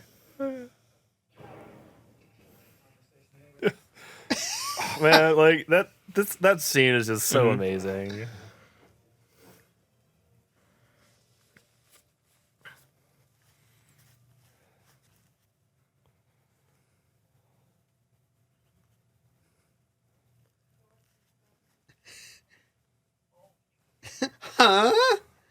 Thanks, Luke.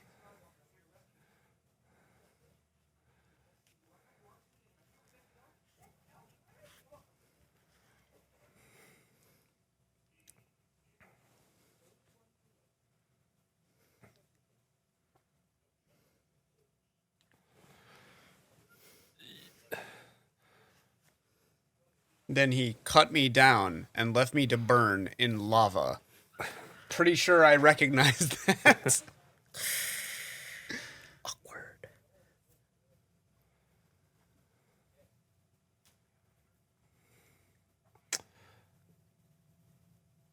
It is a DLT-19 heavy blaster rifle. And yes, it is based on the MG34 machine gun from Germany. Nice, good call. Yeah. Oh, wrong war then, but okay.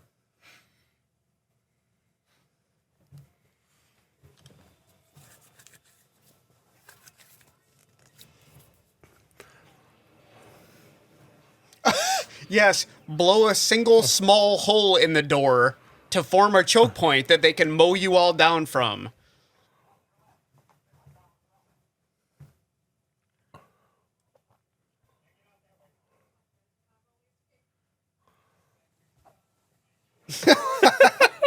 Wow.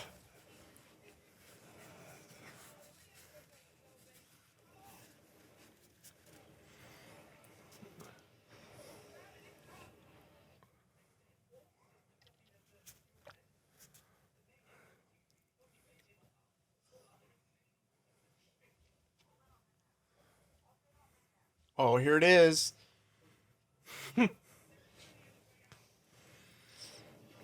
So we get the bit where the one stormtrooper hits his head on the door on the Oh, way in. dude. Yep. I still can't believe they haven't edited that out.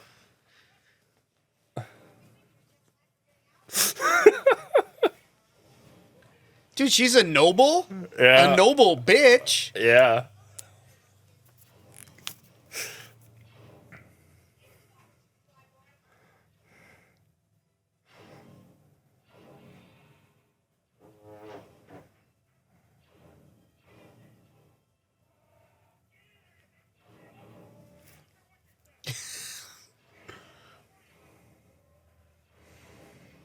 And then when Han Solo jumps in, he does the goofy yell. Mm-hmm.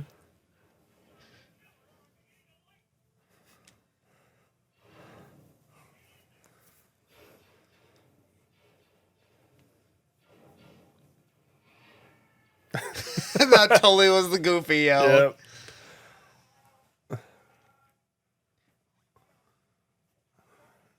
Dude, I remember the Death Star toy. Oh yeah, they had the trash compactor room. Yeah, it had little foam blocks. And the little Dianoga eyepiece. In case you guys didn't know, the little monster that lives in the trash compactor is called the Dianoga. Have we established why it lives there? Yeah. Does it not get Yeah, it's a crushed? scavenger. But when the wall's crushed, does it crush the Dianoga? No, like when there's a sound it makes, like before the walls move, and they're like. Oh yeah, I and it presume goes that's away it, because like it's going got back and, it's like, got a its hold of nest or, someone. like some sort of place where it's safe. Why do they have a Dianoga on board the Death I Star don't- then? that's I think what it's I like was having a asking. catfish at the bottom of your your reef, your fish tank. Oh, Like there's a dude, reason it lets him go. Like it's not a predator. Oh, that's right. Yeah, there's that. yeah, it's just a scavenger. Like it eats up a lot of like the biological material that otherwise like they would have to. Spend they energy add in the disintegrating, growling? I guess. No, the growling was there. okay.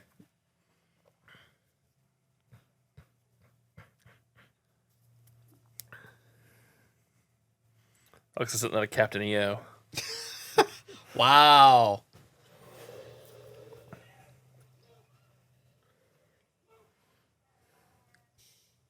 I thought he totally said shit, but I think he said kid. Yeah, He said kid. He said kid.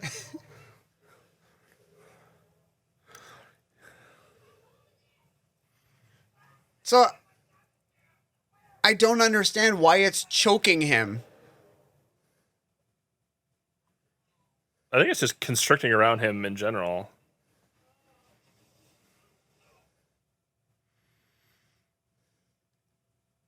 I do love like the dirty trash water though. It looks really cool.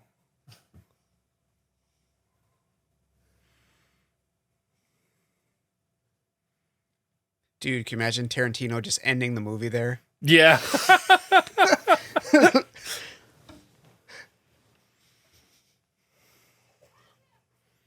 What happened?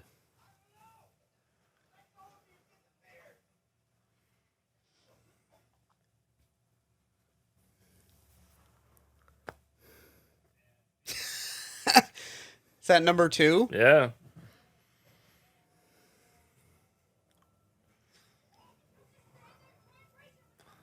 Yeah, like, she's like the only one who's on the ball, Mm-hmm. like in this. Like, She's a noble, clear-headed, clear Yeah. thinking. probably has a high wisdom. Mm-hmm. Here we have this old exhaust pipe. Uh,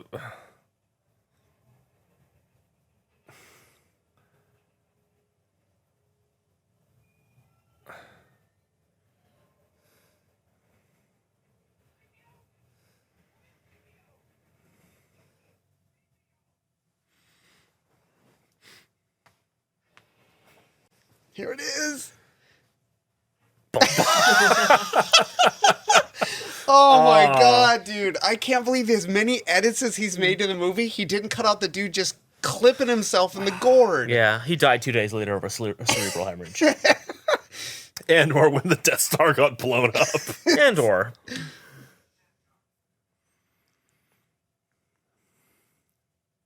Is this where they totally used just a droid? Yeah.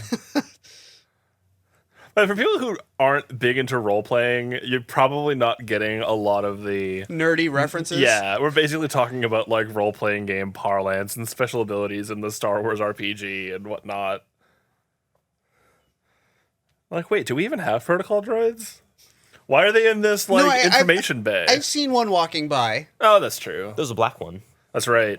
The head That's breasts. racist.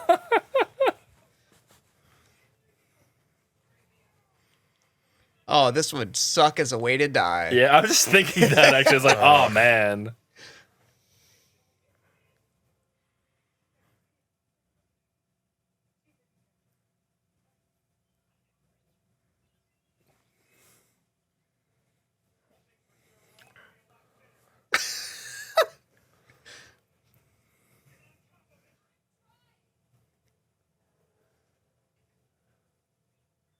You know, I don't see that line come up in the innuendo-laden lines in Star Wars, but it should be.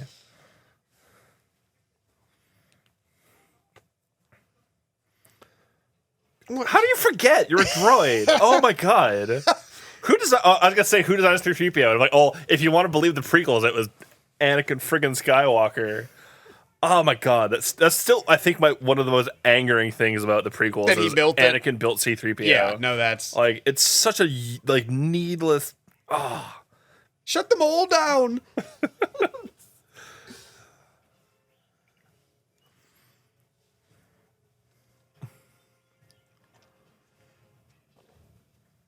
Although I do like the bit here where they all start yelling and he thinks they're all dying. Yeah, oh, they're dying! I was too late! Because it does sound like they're just screaming horribly.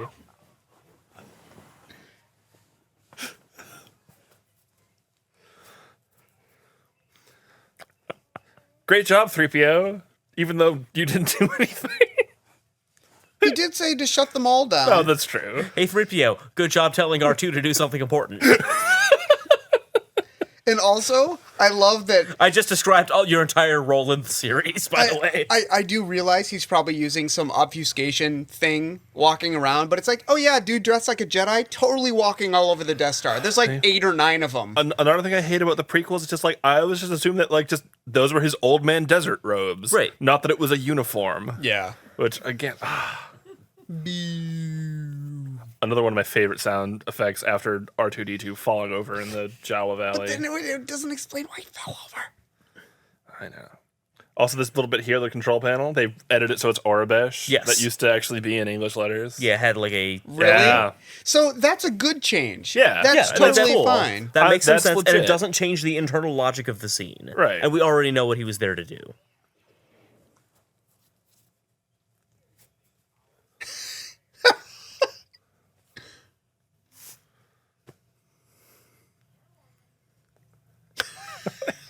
Man, like, she is the bitch in charge. And Jabba. Dude, like, Princess Leia is like a boss. I mean, she's been tortured, slated for execution. She watched her planet get Blow blown up, up, yeah. and like, she's still just like, motherfuck, like, I will, like, run the situation as long as it gets me out of here. Like, Yeah, man, like, Mama's running the show now. Exactly. Sit back. like, man, like a boss.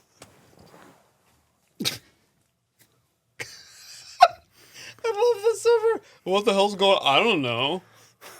Whatever. They don't tell me That's what I nothing. do. They pay me to care. I love the little pop.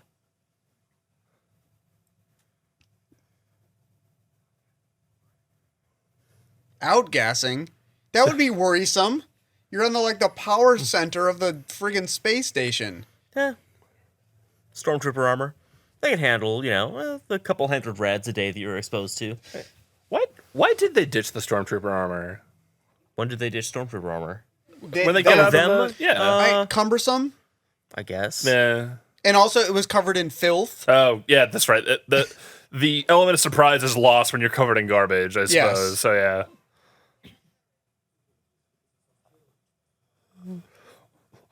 Leia's like, well, he's dead. I guess we should escape now. This is one scene that I had mixed feelings because it used to be like Yeah. 4 and now it's a battalion. Yeah. So it was funny the first time I saw it. I was like, holy crap. Yeah. Like,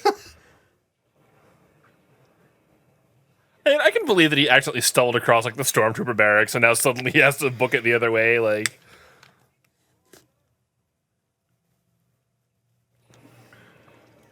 dude, how could they be missed? There's no locks. Stormtroopers always stop for locks. What are we going to do? I think I just shot them. So why would blowing up the controls on the inside of the door stop the ones on the outside from working? Unless they're all routed through the same power coupling. Could be. There's actually some logic behind that, since if you'll notice, just about anything that has power attached to it in Star Wars is explosive. And also, it has power Wilhelm and, scream. and has no redundancy at all. It's a good thing I had my Batman utility belt. Well, no, that's from the stormtrooper armor. It See? is? Yeah, look at the belts of the stormtrooper. They kept the utility belts from the stormtrooper armor. Oh, okay. Yeah, that's Well, what that is. That's totally a stormtrooper utility belt. They can only open the door 6 inches at a time, though, so I think we're okay. She's a pretty good shot, too. Oh yeah, no. She must have some levels of soldier.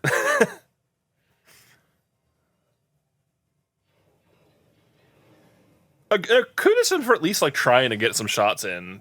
And also, close the door. Less chance of you getting a shot. Eh.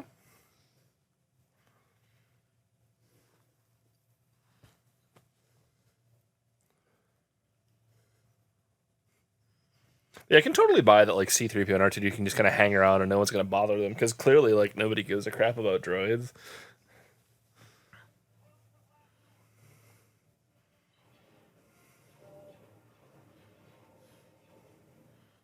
These are their stunt doubles. Yes. Daphne Zuniga. Ugh, it makes me so angry, the spin move. Why did you do the spin move? What's the spin move? Yeah, in the You'll see. fight, there's a whole The one spin move. where Obi-Wan turns around and that one? Yeah, where he just dies. Oh, spoiler, sorry. Okay, well. It's now complete. But the learner. Now I am the master. So I have a question as far as that goes. Did they adapt the Sith to use the red lightsaber, or was that always the case? I think the understanding is that they use synthetic crystals. Yeah, I mean, expanded universe lore here is Yeah. that the Sith use synthetic lightsaber crystals, which, And they could only make red. yeah. Okay. Which until the Imperial Knights in the Legacy era used them to make silver crystals. But Okay. I I just didn't know if they adapted it after the fact or if that was always kind of the plan. I mean, I think that, Darth Vader just has his own red colored lightsaber in this movie because, to have them be different colors Yeah. and, hey. I think it was one of those. It was one of those things where for this movie it was we need blue for the good guy, red is an angry, Yeah. aggressive color Oh, for no, the bad certainly. guy. And it wasn't until later on that they're like, oh, Sith always use red lightsabers. Again, kind of falling into the same sort Yeah. of. Obi-Wan does an impromptu, I'm going to put a blast shield on you for a quick one-time, test of your ability as part of being, learning the ways of a Jedi. And then it's only in later films that are like, oh, okay, apparently this is now something that all Jedi do for their kids. I mean, I'm okay with Sith all using red lightsabers. I mean, that's fine. I mean, Samuel Jackson had a purple one later on only because he wanted one. It has bad motherfucker written on it. Here comes the spin move. I love how they all just come and watch. They're like, "Whoa, dude, check it out! Darth Vader's having a sword fight." Then again, like, I suppose that if he did open up fire and like he like killed this, like they killed this guy that Darth Vader's fighting with, Darth Vader might just turn and kill them too. Yeah, just rage. Yeah.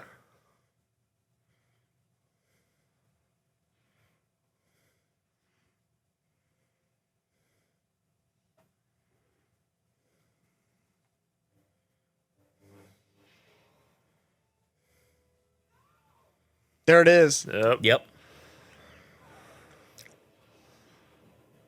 I love the way he holds up his like rifle and just like angrily just starts shooting like on the spot. It's So- actually it's a good bit of like physical acting. I didn't really understand. Why was he checking the clothing? Was he hiding as a tiny Obi-Wan? Or Dude, I mean, as far as Darth Vader knows, like who knows what weird Jedi stuff Obi-Wan's he been does learning. know, though. Well, Does he? he hasn't seen him in like 20 years. You also, I don't think the Anakin, i.e. Darth Vader, has actually seen like Jedi do the poof, like physical body vanishing. Yeah. Like he's seen lots of Jedi die in combat, and you know, to the best of my knowledge, he's never actually seen it like face to face that happen. So he may just kick it kind of as a, the hell? Yeah. What just happened? Yeah, like, Did, maybe did I just like lose to a continuity error? What happened? What was that? oh, I'm sorry. Did the 80-year-old man you just met yesterday die? I was too busy worrying about my entire planet.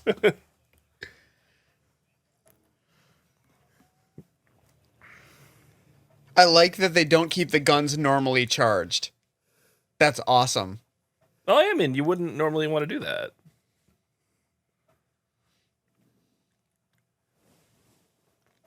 Plus, I mean, you're like, you're trying to sneak past customs and everything. Mm-hmm.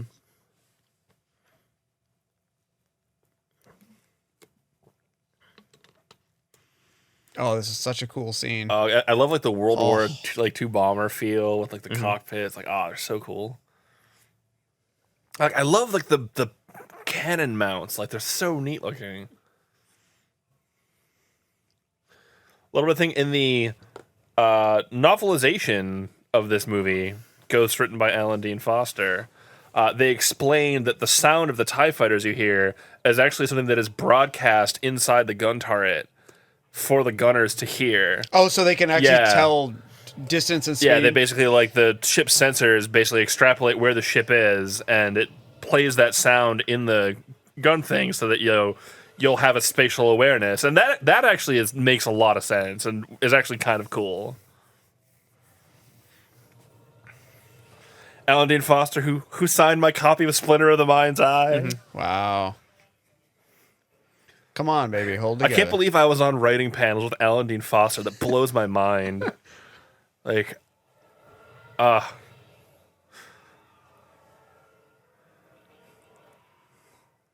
we will not be doing a Unsheathed Presents for Splinter of the Mind's Eye, however. So for those of you who don't know, while we're doing this little action scene here, Splinter of the Mind's Eye was basically like put in as a low budget sequel to Star Wars if it didn't perform well. Wow. And so Han Solo isn't in the story in case they couldn't afford Harrison Ford.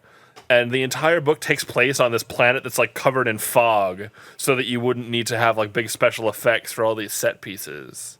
Nice. But of course, Star Wars, it was marginally successful. I mean, I think a few people have heard of it. Yeah, marginally. And, yeah, marginally. A skosh.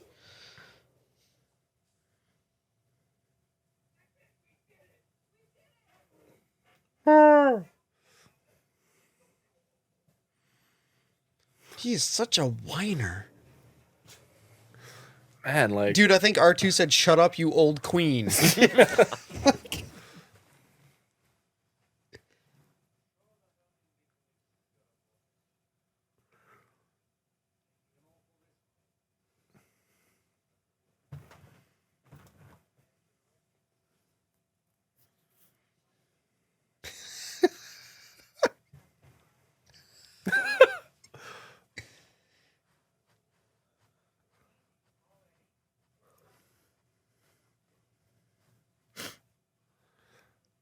So she's confident that they're being tracked, and yet she goes right back to the secret base anyway. I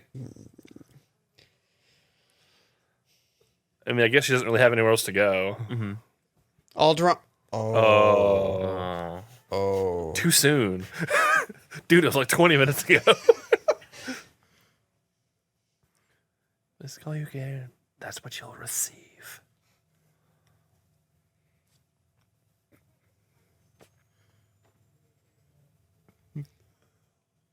Cares about Chewie. I love his I care. Like, that's always been one of my favorite. Like, I care. I care. Maybe come sign on my Facebook page.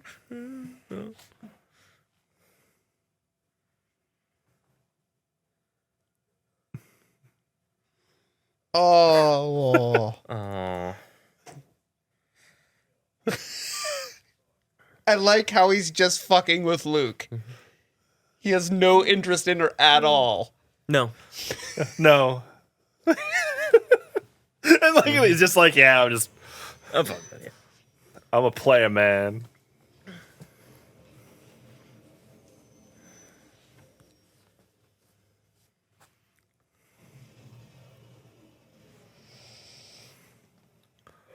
And this here is the moon of Yavin 4, which is the site of the famous defeat of Exar Kun. What is that guy doing? I think he's like writing speeding tickets. It looked like he had a big radar gun. Going What was to, that about? 75 and a 65.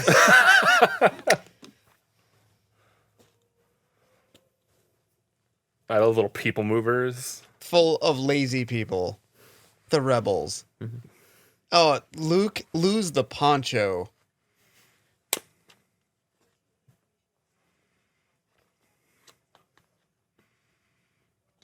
I mean, I guess at this point, like, Princess Leia knows they're being tracked. She's just doing like her all or nothing thing, where it's just like, look, We have to do we this need to now. destroy this thing ASAP, because like if we don't stop it now, we're all kind of hosed anyway. So okay, yeah, logical flaw corrected. So, duly noted, if I ever build a battle station, I won't keep the plans on the battle station.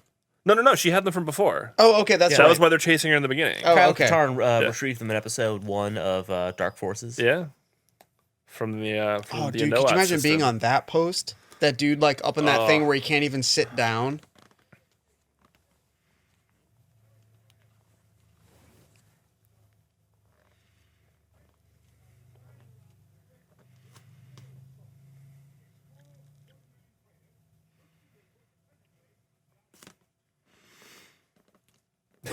eye roll. Oh, what the fuck ever.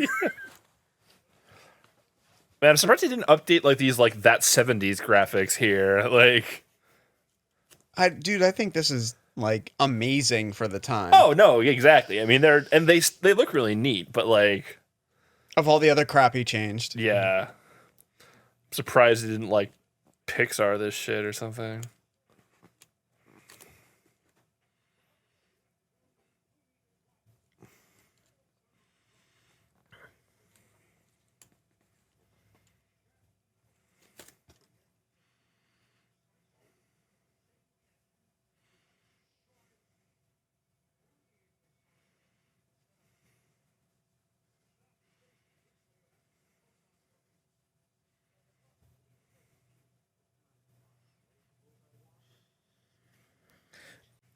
Dude, for what it's worth. So we got a few additions here as we move on into the final stage of this movie here. I don't know if you heard on Mike earlier, but the comments about the MG34 that was from our friend Farrellon here, who is now also mic'd up. Hello. And Kohai opened up a bottle of the Lady of Spain, which in true unsheathed fashion, I need to talk about what I'm drinking. It's a cava, which is a Spanish sparkling white wine. For those of you who don't know, it's actually really good. It's like sweet, but not like super duper sweet at all. It's got a nice sort of like, would you call it bitterness? I probably wouldn't say bitter. Tartness. Yeah, I was gonna. I usually describe it as being tart or crisp. It's certainly crisp. Yes, Spanish sparkling wine with macabeo. Something that I believe you described as Basque. It looks like Sarel Low and Parellada. And it has an X and a weird dash. To me, that says Basque. Yeah, so here's the scene that Kyle and I always talk about on our podcast when we're talking about story structure and the whole need versus want. In this bit here where Han and Luke sort of have it out, and basically Han offers Luke everything that Luke originally always wanted at the beginning of the movie, and now he realized that he's got more to actually do. Mm-hmm. He has hit that point in his You don't arc. have anything to live for. Oh, dude, until he you totally know you've tried to got diss something to Han, die and for. Han hit him with the "May the Force be with you," and he couldn't say anything back. No, That that's pretty solid, man. Yeah. Han is a pimp who always gets the last word. Like, there's a reason he gets away with the "I know." Yeah. Oh, Man, classic. I cannot wait until we do Empire. It's gonna be Well, fun. that's in about 25 minutes. Yeah, that- Hey man, don't make the people listening like they're probably not gonna hear it for like another 2 weeks. We're not releasing these all at once. Yeah, but he died. Sorry, Luke. Sister kiss. They got some bombers, some X-wings. Biggs, that's right. And I forgot they put the scene back in.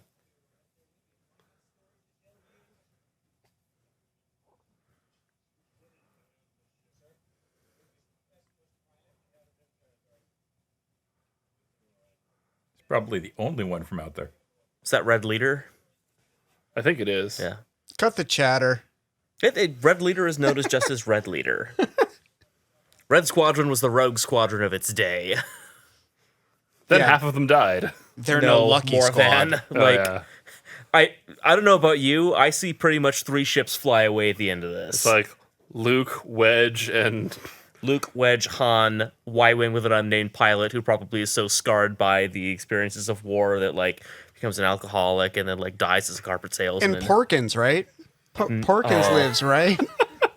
oh my god, He had a layer of ablative flesh On that the, protected him from the blast. on the deleted scenes for the Robot Chicken Star Wars Episode 3, they have like 2 bits that are like both about Porkins, and like they're like going over like the list of the deceased after the battle, and then they're like, and you know, like Jason Glidewell. And they're like, Jason Glidewell? Like, who's that? It's like, oh, dude, it's like, I think he's talking about Porkins. And it's like, yeah, Joe's like, we always called him Porkins because he was fat. And then, like, there's like, he's like, he's dead. And then, like, they're like, yeah, man, Porkins. Like, really? Jason Glidewell? And I have another one where, like, they're, like, talking to him on the con, like, during the actual fight. They're like, yeah, come on, pull up, Porkins. And he's like, my name is Jason, and I'm a human being. There was a Star Wars like promotional thing like done on MTV or some network like that in which they did like an hour-long special sort of like I think actually done like in association with the prequels, sort of like as a little sort of like promo for them, and they had Kevin Smith do the as the MC basically. Commentary and, MC, yeah. And he showed up and was just like, "Hi, my name's so and so. I played the the role of Jack Porkins while I was in. You remember me? No, I'm serious. I'm Ken Smith. I did a lot of The Clerk's Guide. Oh, There he was. salute to you. Red 6. That dude died recently. Oh, it was a while the actor ago. who... It was like 5 years ago. A little more than Was it? yeah. Porkins? Yeah. Porkins died. He had some sort of disease. Like I think he maybe had like leukemia or cancer. Something. The something like Beatus. that. Could be. No, he because he'd actually done a whole bunch of different things, and no, like he No, just look He's at this. laughing at Look at the Wedge. size of that thing. oh, jeez Louise, Jeez look at Louise! the, Oh, yes. damn it, you beat me to it by half a second. This baby can take temperatures up to 9,000 degrees. I can't let you do that. I think it's cool that the like guns actually have like ports and people sitting in them. They're not just computer controlled. Also, I really like this war room. I think this is one of the coolest yeah. set pieces in like the whole trilogy. Gentlemen, you can't fight in here. This is the war room. Speaking of, before we started recording, Kohai asked me if I knew what James Earl Jones' first movie was, and I didn't. And the answer was Doctor Strangelove, or How I Learned to Love the Bomb. He was in that? It's been a while since I've seen that, I guess. Yeah, he's a bit part in Slim Pickens's fighter crew Oh, okay. for the plane that had the bomb. Yeah. And he's like, yeah, I'm also a pilot.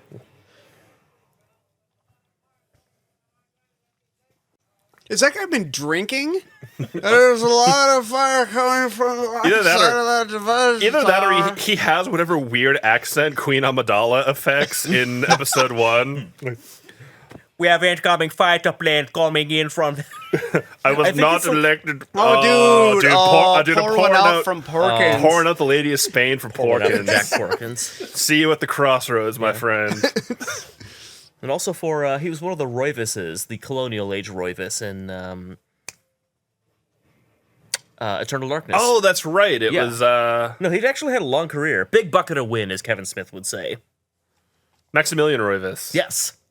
The one who did all the The crazy journals. yeah, the crazy journals in Eternal Darkness were great.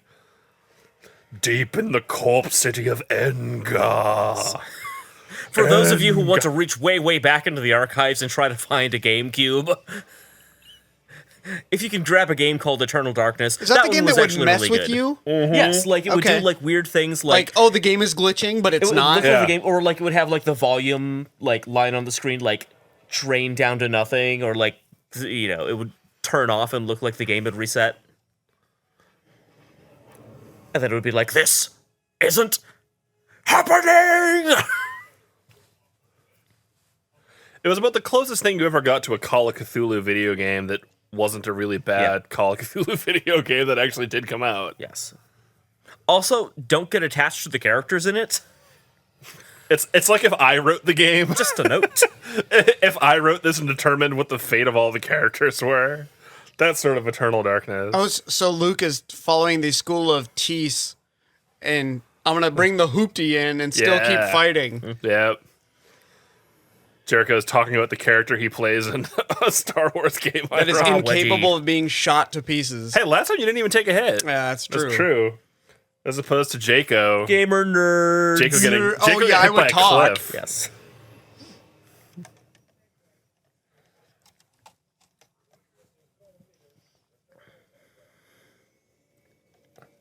Those are the bombers, right? Yeah. Oh, and Darth Vader's got his curved. Yeah. Like a boss.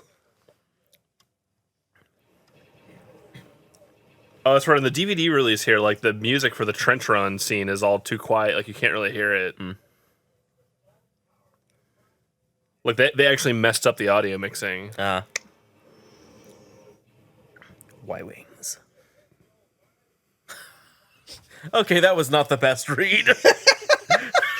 Like, as we mentioned earlier, this is a great movie in spite of its flaws, but like, and some of its flaws are like, oh, that was not the best How many guns? read. Gold 5. Thanks for calling, 1930s. And hey, watch out for that Adolf Hitler. He's a bad egg. 23 Skidoo. Does that guy have like a really bad smell in his cockpit? Like He's the like way- scrunching, yeah. Maybe he's got tunnel blindness? I don't know. I love the Vader sessions where he's like tuning into different radio stations all through the through the fight. Stay on target. I can't shake him. I just say the special effects of these X-Wings and Y-Wings blowing up, it still looks super cool. Oh, no, it totally Like- does. Like, it's Well, just... they were blowing up models. no, I know, Lost but it's just Tyree, like... lost Hutch. They came from behind. Steve.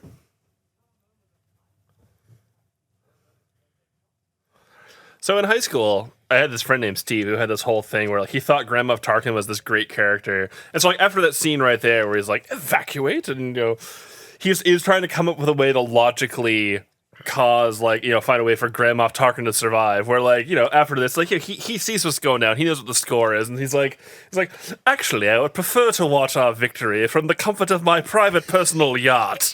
And like he launches out, watches, and then so like when the Death Star explodes, like He's off. his like, but his like ship gets like knocked off course, and he has to go into like sort of like kind of like Ripley at the end of Alien has to like freeze himself, and so like then he can like show up later. And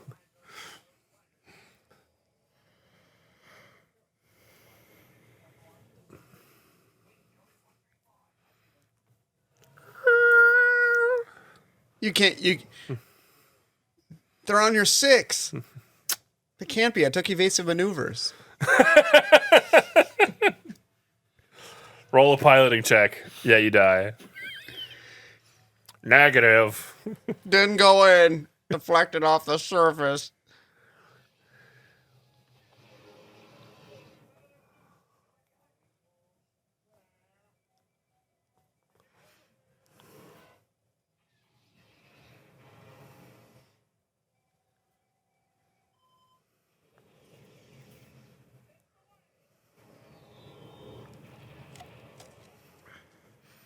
Man, that's still a pretty strong impact if it shook everyone inside like that.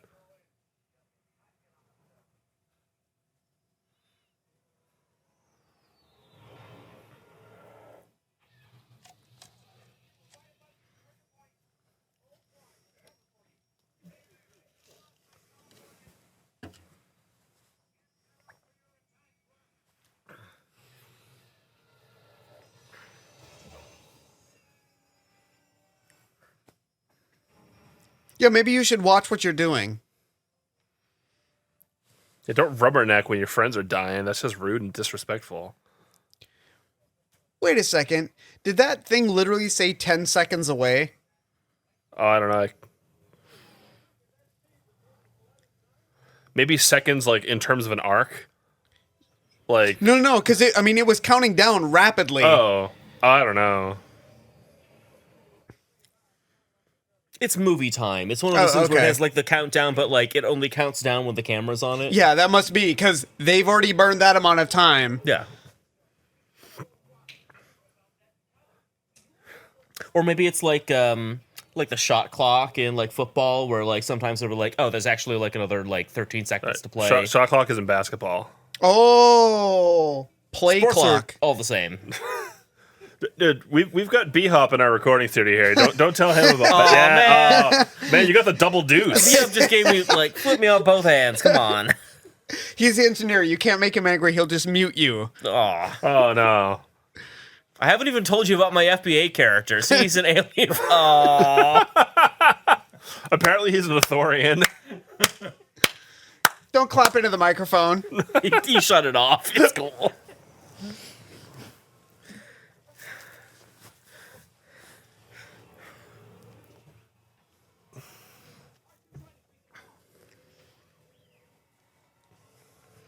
Spend your swift actions to bring up the shields on my ship.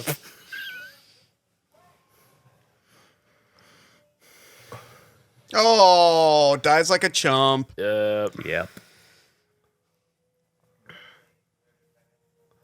Yeah, 30. It was 30 seconds, yet it showed 10 on the thing that I was looking at before.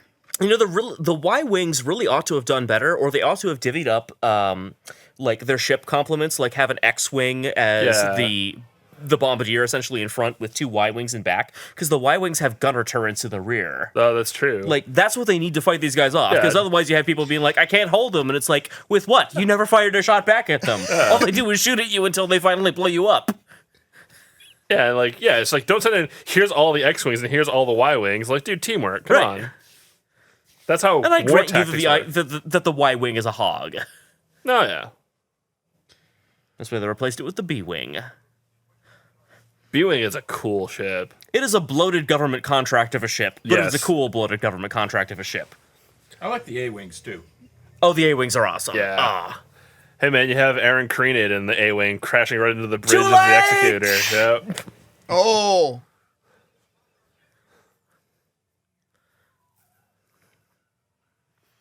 I actually like Carrie Fisher's expression, like in that previous She shot where looks she's looking. super worried. Yeah, she's just like, we're dead, we're dead, we're dead. Yeah. Like, it's down to, like, the farm boy I met who fucked up everything. Like, And dude, they're commencing primary ignition. You Yeah. know that ain't good. yeah. No, yeah. I have you now. What? What? What?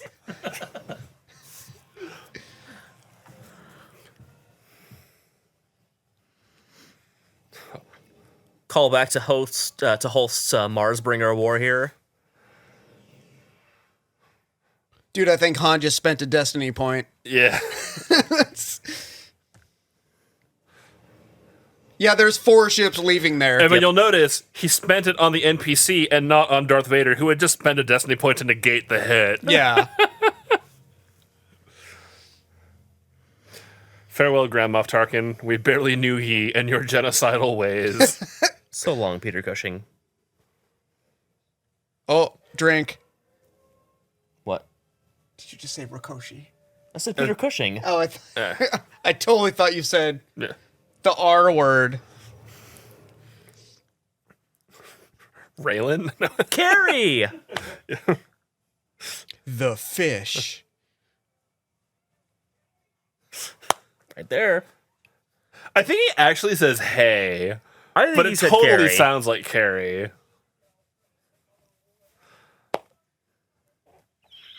Let's hug threesomely. Yes. Hey, that's in my RPS. It's like he's a droid. It's fine. They have an entire... Hey, C-3PO, it's cool. He's a disposable person. I don't know if you understood how our culture works. He's a third-class citizen. He's just a machine. No, he's a second-class droid. Yes, Second true. degree. That's what astromechs Oh, are. dude, They're- I love... Sorry, second degree. Yes. Is this where Luke's eyes all messed up? Yes. Because he has was to- screaming? Uh-huh. He, for those of you who don't know, Carrie Fisher has reported that in a previous scene, I think the one with the Dianoga, in fact, like, Mark Hamill screamed so much that he burst a blood vessel in his eye. So for all of the close-up shots in this one, he has to, like, grin like an asshole. Otherwise, like, the one blood vessel that he popped is going to show up. Yeah. It was pretty noticeable.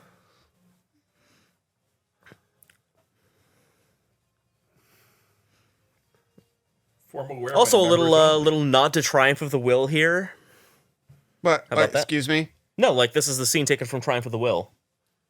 And No, I want like- you to explain what that means. Triumph of the Will is a Nazi propaganda movie done Oh, by... really? Yeah, like... Oh, wow. I don't remember the filmmaker's name. It was actually interesting. It was like a female filmmaker Leni Riefenstahl. from... Yeah. Leni Riefenstahl. That's right. I knew there was an L in there. Leni Riefenstahl, thank you. Did a Nazi propaganda film, and there's a scene that, like, is pretty... really close to like, this shot one. for shot? Yeah, it's very much like the, like, people walking up to the front to, like, get their reward. Like, there's the people stand, watch them the turn. Like, So is Princess Leia Hitler or Goebbels? I think Lord. she's This just took a dark turn. yeah. Yeah, I don't know if I like this. Let's talk about something positive to end the movie on. Oh wait, at Excuse least me, by the way- nobody is holding up a plasma ball. Yes. All right, like let's be thankful for that. Yeah, and for what it's worth, if she's anyone, it's Erwin Rommel. Thank you. Oh my god, Like, after all she did in that movie, Erwin fucking Rommel. she is a magnificent bastard. You magnificent bastard! I read your book.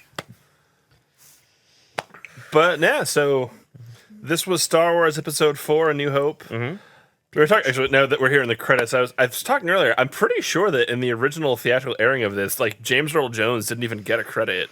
Like they Alec just Guinness. yeah, see, it's right. Like And James James Earl Earl Jones as the Jones. voice of Darth Vader. The voice of Darth Wow. But like, I don't think that was originally there. I think they just credited David Prowse, who I think David Prowse has like been politely like asked not to attend Celebration anymore. Really? Apparently, he's like kind of got a huge chip on his shoulder. Oh, okay. Like I know, like he's really big on like the "I am Darth Vader," and to be fair, yeah, like he was Darth Vader. He's and half that's- Darth Vader. Yeah, no, exactly. He's totally, like, the physical imposing nature is half of the aspect of Darth Oh Vader. yeah, and Absolutely. it's totally important. But like, and apparently, like when he like signs his like glossy, like publicity shots, he signs like David Prowse is Darth Vader, and like Wow. yeah. Okay, so that's a little douchey. But yeah, but like I mean, apparently, like say whatever you want. like he wasn't banned, but I think he was. They politely asked him not like. Let me actually confirm that because I don't want to like slander David Prowse like unnecessarily. you don't have much time, dude. No, I know, but Buddy Alsop, what a name. Ron Beck, Peter Diamond, Dan Perry.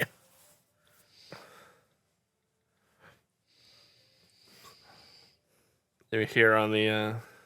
John Jay, wasn't he our first Supreme Court justice? I have no idea.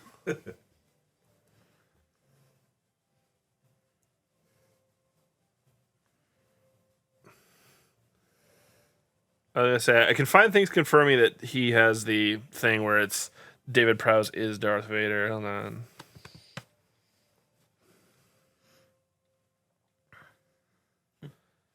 Well, the third Google suggestion is David Prowse banned, so I'm not. Well, if it's on Google, it must be true. Well, I mean, at least it's.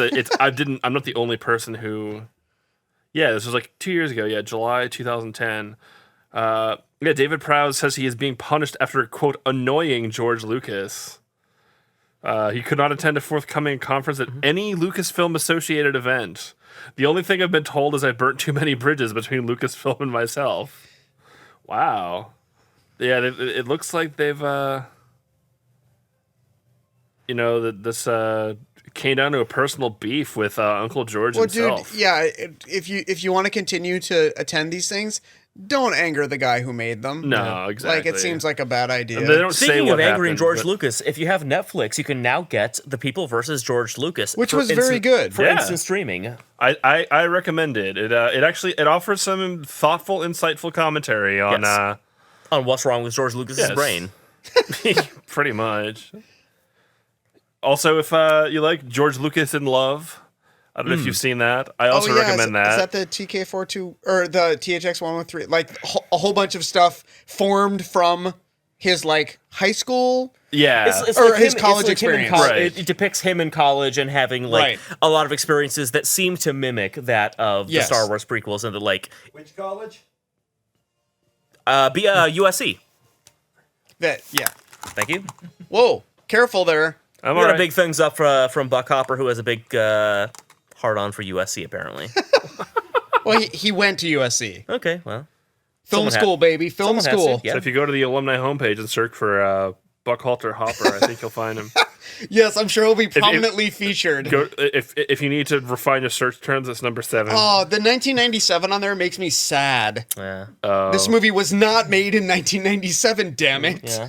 Wow, David Prowse is old. He was I born know in this is a really awkward 1935. time to bring this up, but your mic is really drooping. Yeah, I know. We'll That's cool. fix We're it. at the end of the movie. We'll fix it for the next But thank you for joining us in this listening of our little commentary here on Star Wars Episode 4. Join us next time, if you care for Episode 5, The Empire Strikes Back.